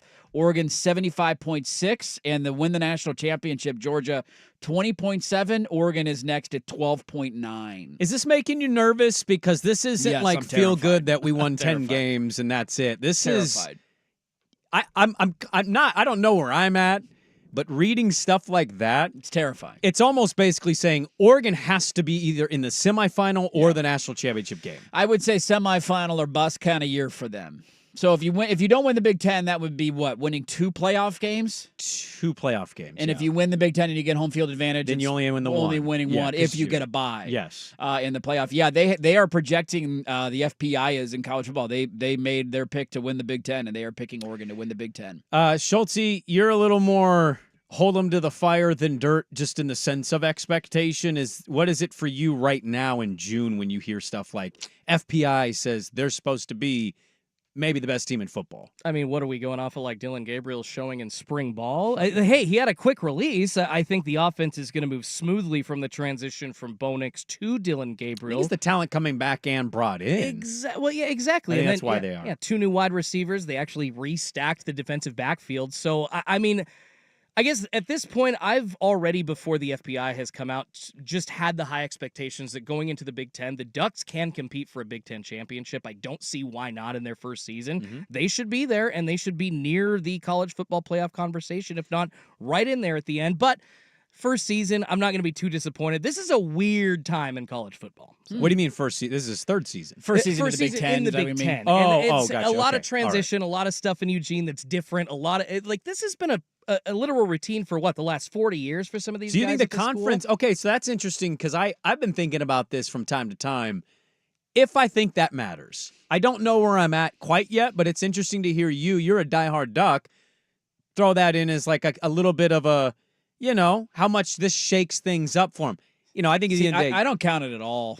Okay. I discredit it completely. That's fair. Like the schedule is going to be more challenging, so I think your win-loss expectation has to be balanced because of that. Well, your top-end schedule is top-end schedule, yeah. So like last year in the Pac-12, who were the 3 best teams that you played on your schedule? Washington for sure. Well, technically, I was gonna throw my B's, but by the time you played them, that coach was gone. It wasn't not an intimidating Utah, opponent. Technically, Utah had a Bryson Barnes at quarterback when you played them. But no, USC.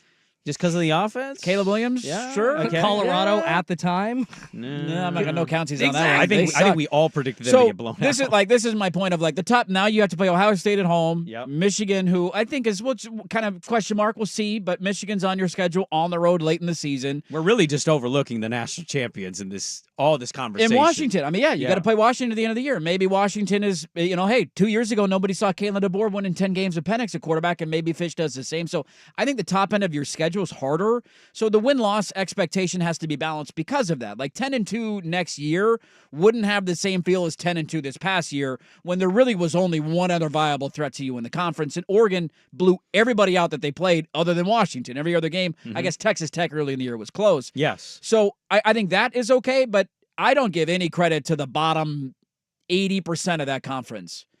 Nebraska, no. Rutgers, Indiana, Maryland, you go Not down to the hang list. with what you guys Illinois, are right now. Indiana, No. like none of them do Purdue, none of them do Northwestern. No, like get the hell out of here. They can't hang with this. None of them scare me at all. Wow. By the way, I like that you did that like you're shirtless showing like your that? abs. Like, you can't hang with do this. the truffle shuffle. Come on, man. It gets even worse for high expectations. The FPI is giving the Oregon Ducks the highest percentage chance to get a bye in the college football playoff at 36.2%. Georgia's in second at 33.1%. We need to make like a little bit of an open/drop when we cite the FPI as if it's the FBI. The FBI. You know what the FBI has been investigating? They're on this, man. The numbers are here. Oregon. Well, I mean, if Oregon's not in the Big Ten title game, barring obviously a massive injury, like if Gabriel was to go down or something. Sure. Yeah. Injuries always. We need to be fair and honest on that. But if nothing major happens, I think the other. I'll be stunned if they're not in the Big Ten title game. I guess my follow up to that is how good is Michigan this year? They won the national title last year. I don't know. I just don't know. I don't know. That's why it's hard. The former coach obviously helped build what it was, but he only coached like 3 total games. Yeah. His dad got a title ring, for God's sakes, because he was a co-coach. Sharon Moore, I don't know. I don't know what to make of it. Harbaugh took their DC too, didn't he? Mentor? I believe so. To the Chargers. Yeah, so you got Sharon Moore back for the offense, but you lost so much. It's a little. I mean, they're a slightly better spot, I would say, than Washington. Yeah, they've got some pretty high end guys for next year's mock drafts. Jesse Minter, by the way, he is the DC in LA. But they lost so much.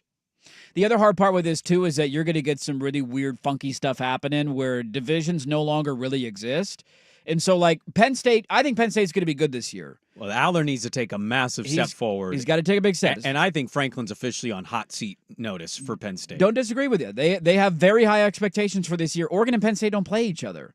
So if they both have one conference loss, let's say Oregon beats Ohio State, no, but Penn State loses. They lose to Michigan and Ohio State every Well, that's year. what I'm saying. If Michigan isn't the team that maybe we think, or maybe they do take a slight step back and they're like a 9-3 type of team this year, Sure. you could have 3 different teams with one loss. How does that tiebreaker shake out? Oh. Oregon beats Ohio Conference State, record? I but don't Ohio know. State beats Penn State, but Penn State beats Michigan. But it's just so that is the other caveat of it. It's just going to be funky deciding who goes to conference championships. All this to say is that the nerds and the computers are very high on my Oregon Ducks for next year. Well, I think we kind of knew they were going to be, didn't we? I knew that they were going to be. You didn't think this high, though? This is pretty high. Well, how close? I mean, if it would Telling me that they have the second best odds to win a national championship behind only Georgia, I was a little surprised by. Really? Texas was in the playoff last year, and they're returning their starting quarterback. They are losing. I mean, they lost a lot. They lost the defensive linemen. They lost the receivers. And look, they went to the portal for some of that stuff. But, I still think for a lot of people, there's a little bit of a, sir, can you do it again? Do it again, and then you're probably elevating him even to a higher coaching tier than they would. So I can kind of understand why people have him. I love my guy, and I ran all the time that it's not can't, it's hasn't, and we do that sometimes with Landing of he can't win the big one, he can't do this. It's like, well, no, he hasn't done that yet. Why did we knock Ohio State down? Why is Ohio State a little bit lower on some people's pecking orders? Just because they can't beat Michigan, they can't win a championship. We do that with Ryan Day, and not for me, but for a lot of folks. My coach is in a very similar conversation, and so I was surprised that Ohio State was down. And maybe it's just because the game's at Autzen and they're projecting Oregon wins the game because it's at home, and that's why they slot Oregon higher in some of these. But that's pretty high praise, saying that they're the highest chance to win the Big Ten, highest chance to get a first-round bye, second best odds to win the national championship, and second best odds to make the college football playoff. Look, college football and decision-making and money and fiscal responsibility, we've seen it all. They cried poor, help us donate, help us survive during COVID. Yeah. They got right out of COVID. They had all the money all of a sudden. Let's give Scott Frost $15 million. It's all a scam. But I'm curious with this $20 million payout from schools. Josh Pate put this out like an hour ago. There isn't any hot seat stuff going into 2024. And I thought that was interesting. He's far more plugged in than I am, and I certainly respect what he says. I kind of disagreed with that when I read it. Yeah. I think Franklin could be in this. Mario in Miami. I mean, my God, Clemson has not been relevant. Dabo. I mean, there's some other spots that we're probably not thinking of top of mind. But I wonder how many schools are going to operate on we're getting out of the coach situation. We'll pay off the buyout based on having the $20 million now committed to athlete pay. And how many schools just kind of stick with the coaching and don't make the moves because of these financial ramifications. Well, we just mentioned the guy, Ryan Day. Like, some people look at Ohio State this year and say national championship or bust. How can like, you fire him? I know. Look, I'm not a big Ryan Day guy. I don't agree trust with you. guys of that age that dye their beard. Like, let the gray grow, buddy. Yeah. Why would you fire him?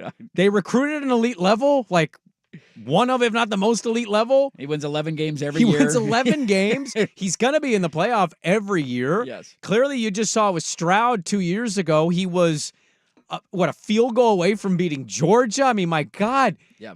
I don't like Ohio State. I actively root against the Buckeyes. I always have since the Michigan-Ohio State game came into my life. I just don't get it. Who do you want? I don't. Who are you replacing Ryan Day with that's so much better? It's just to win one more game a year. And I don't think as many schools, Dirt, will be firing their coaches the way that maybe we even think. And I wonder if it's because of that now $20 million commitment. It's an interesting point. The computers love the Oregon Ducks. Not surprising to some, but very, very high on Oregon in 2024 as the Football Power Index putting their numbers together, crunching the numbers for next college football season. What do we make of these polar opposites and some NFL notes to get to? That's next. First, here's Schulte with SportsCenter. Now, from the Fan Sports Desk, a SportsCenter update on 1080 The Fan.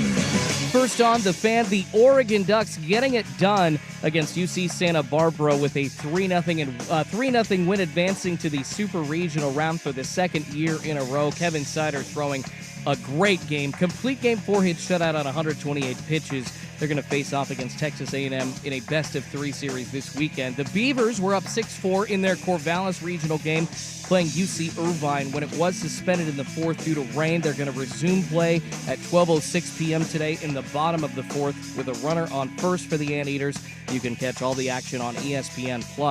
In MLB, the Seattle Mariners completing a sweep of the LA Angels with a 5-0 win yesterday. Luke Raley going off for his 6th whammy of the year. They now lead the Rangers by 4 games in the AL West. On the ice, the Edmonton Oilers punched their ticket to the Stanley Cup Finals with a Game 6 win over the Dallas Stars, 2-1 the final.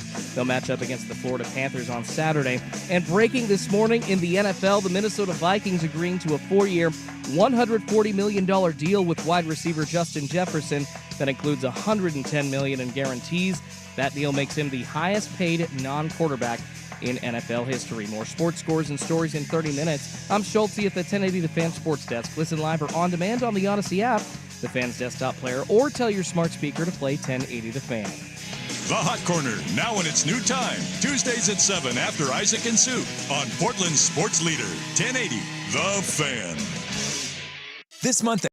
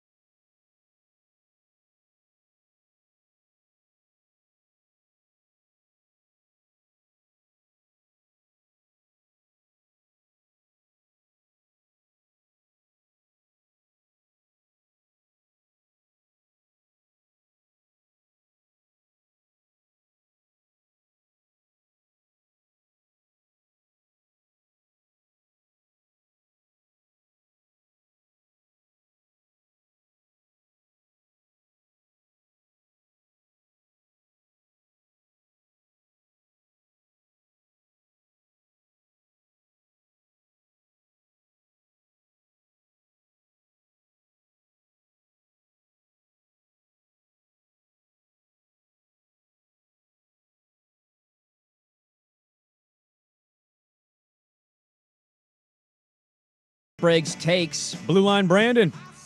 Edmonton v. Florida in the Stanley Cup Final. What do we think? What are our thoughts on the matchup? I'm torn here, man. Canada's our great neighbors to the north. They've been so blue ballsing for one of these trophies to come back to their great nation. Yes, they have. But Ken Barkley's a great friend of the show, and his Ice Cats are 4 wins away. I got a futures ticket on Edmonton. Come on. I just told you, you're Canadian. I just put you in that conversation. I'm lumped in with the other Canadians here. It's been a long time since Canada won a Stanley Cup. I mean, Florida plays a little bit of a physical 1993, the Montreal Canadiens. Piss you off style of hockey, and the other one has Connor Jesus. I mean, Connor McDavid's been awesome. Did you see that first goal he scored last night? Come on, man. I watch those things, and I, on my couch, think, how did you not stop that? And then you're like, he's dangling between feet. Yeah. What are we doing, man? 3 different defenders. Backhanded up on the top shelf. Look at you. You know what he did? What? To the room, Daddy! Oh, look at that! Speaking of top shelf, did you see that Oiler fan that flashed the crowd I think after...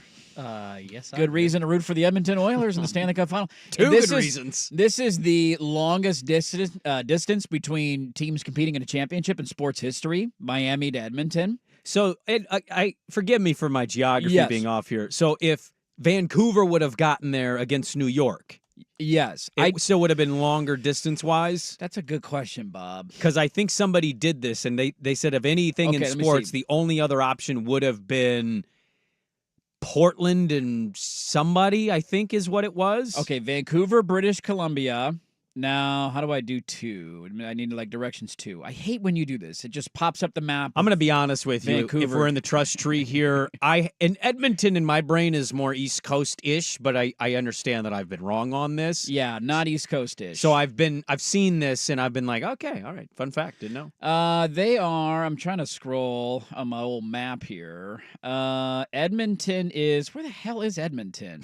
I know it's in Alberta. It's deep up in Alberta. So it's way north of Calgary. It's just by Moose Jaw. It's Edmonton is in terms of Calgary and Regina and some of these other, Vancouver's obviously right on the border. Edmonton's, they're the north. They're the true north. And so you go from that all the way down to Miami. This is the longest distance that has ever existed. Here we go. Directions. Let me do this. Okay, Vancouver, BC. I'm going to find the answer to this. To New York, is that what you said what people were saying? Yeah, I just put New York. I mean, I'm sure there's a team more east than them. But. Okay, Vancouver, BC to New York. New York is waiting. It's such a long journey it takes you. It'll take you it's a 5-hour flight or 44-hour drive. 4,800 kilometers. Is this good radio? This is terrible radio. You don't think this I is just good? asked you a yes or no question. Well, now I kind of want to know the answer to it. Google mapped it. You've piqued my interest now. Now I'm going to do Edmonton to Miami, Florida. The Football Power Index poll question is up at Dirt and Sprague. The 2024 Oregon Ducks have the second highest projected win total. By about 2 hours, it's longer. Okay. But not very much. But they're very similar, but slightly longer. A lot of construction stops. It'll only take you 46 hours to drive from Edmonton to Miami. That felt like calling the first travel agency that Google gave me and having a lot of regrets when I was on the phone with Morty. Well, I mean, I want to find you some flights here. Hold on. Give me a second. Let me find this flight. After his embarrassing song was released last week, the Giants are expecting Darren Waller to retire. Good God. Did you hear it? Is that a public humiliation, retiring? I hope he got shamed in his circle. Dude, shamed hard. Yeah, but we told you not to do it. Get out. Can I give you some juicy gambling odds? Sure. The Dodgers are the favorite to win the World Series right now. The Yankees are second.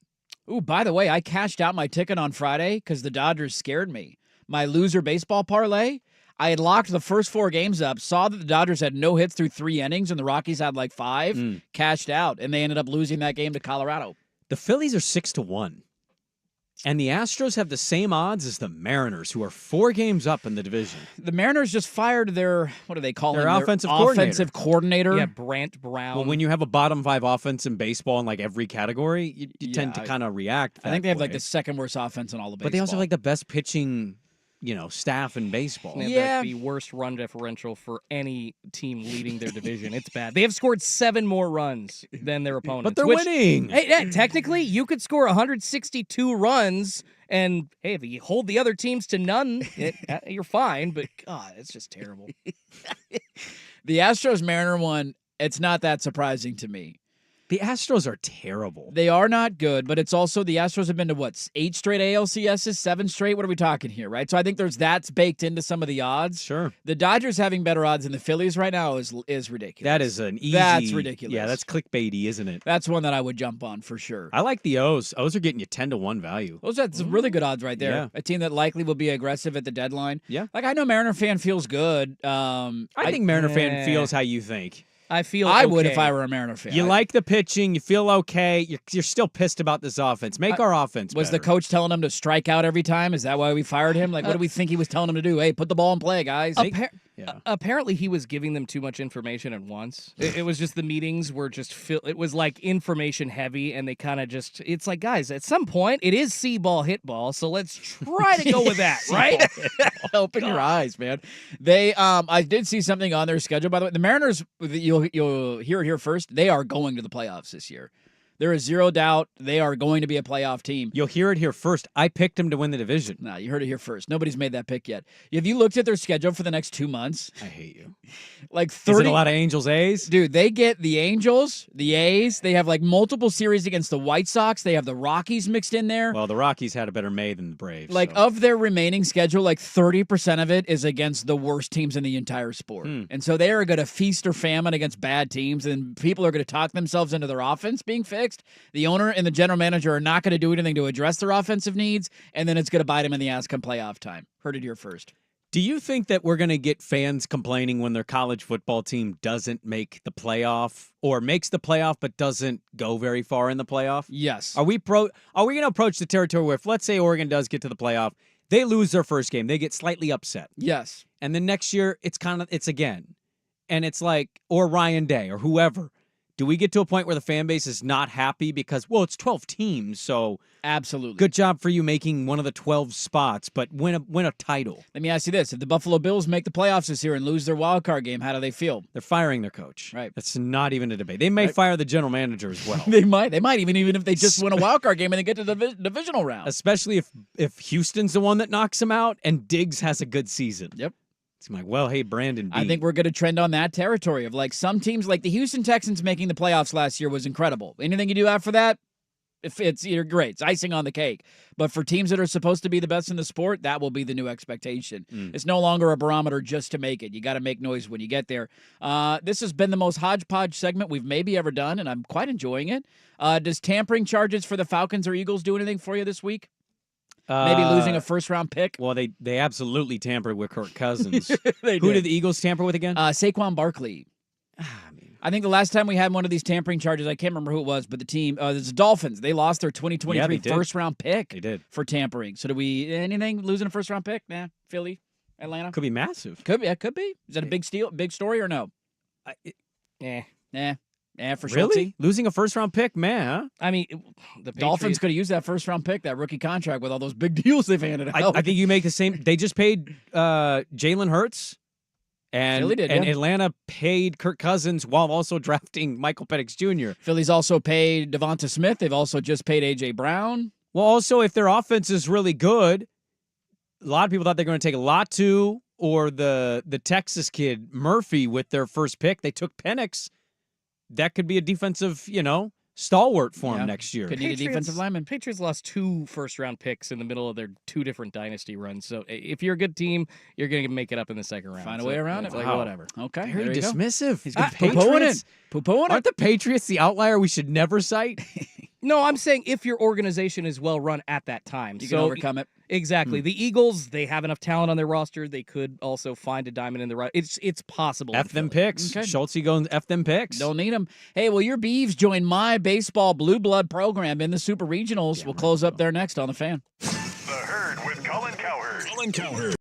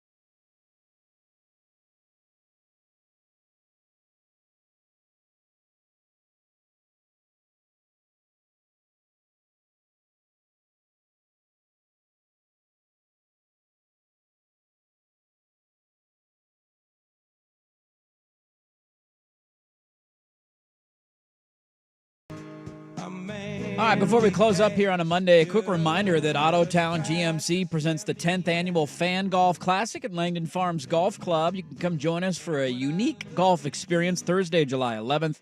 Afternoon round is already sold out. Morning round is going quick. Matt's Barbecue is going to be out there serving their award-winning food. Usual array of craft beverages will be in effect. Victor Rico's Mexican Food is also back with their famous breakfast burritos for the morning round, and you can warm up on the Michelob Ultra driving range. And we're going to be broadcasting live from the 6th, not broadcasting live from the 6th hole. We'll be broadcasting live out there and then be hanging out at the 6th hole, brought to you by Doers. Sign up your foursome now at 1080thefan.com for the 10th annual Fan Golf Classic. Boom goes the dynamite. Larry Allen has passed away, Cowboy legend. That was just one announced. of the best tackles in NFL history. That's he was on vacation in Mexico. It's really sad to see that. Only 52 years old. That's too young. Way too young. A big dude, and many probably pick him as their GOAT at that position. Hard to disagree with that. So that's some sporting news to come out here late this morning.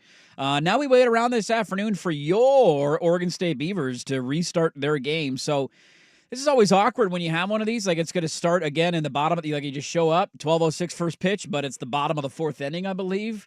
And Oregon State is a win away from going back to another super regional, and they just need to close out their win over UC Irvine. And they had, a 6-5 lead was the score? 6-4. 6-4 when they shut things down. So if they lose, they will then play again later this afternoon against UC Irvine, but a chance to stamp their ticket to a super regional and take on Kentucky. I think they're going to do it. UC Irvine is a feisty offensive team, but, they've played a ton of baseball in the last couple days. This is a little bit of a rest for them, but it's still going to feel like a lot of wear and tear. I think Oregon State comes back today, finishes it off, and punches their ticket to the Super Regional. Awkward to have those circumstances, but considering the weather yesterday, definitely the right call, because that was not... Well, kind of fortunate for Oregon State that they allowed it to keep going, because Oregon State came back from a 4-0 deficit. That's true. Got up 6-4, and then they called it versus, delaying, and you never know what happens after that. Should have just called it from the start, but they have a chance today, whether it's in the first game or even if they lose that one. You got 2 cracks at it to beat UC Irvine and get to a super regional against Kentucky. That'll do it for us, folks. Thanks for being a part of our Monday. If you missed any of the show, go check the podcast, 1080thefan.com, at Dirt and Sprague and at 1080thefan. Jesse Simonton from On 3 talked some college football with us a little bit earlier. Thanks, everybody, for watching on YouTube. Make sure you like the video and subscribe to the channel if you haven't done so yet. We will talk to you tomorrow at 6 a.m. Calling us next, you're listening to 1080 The Fan.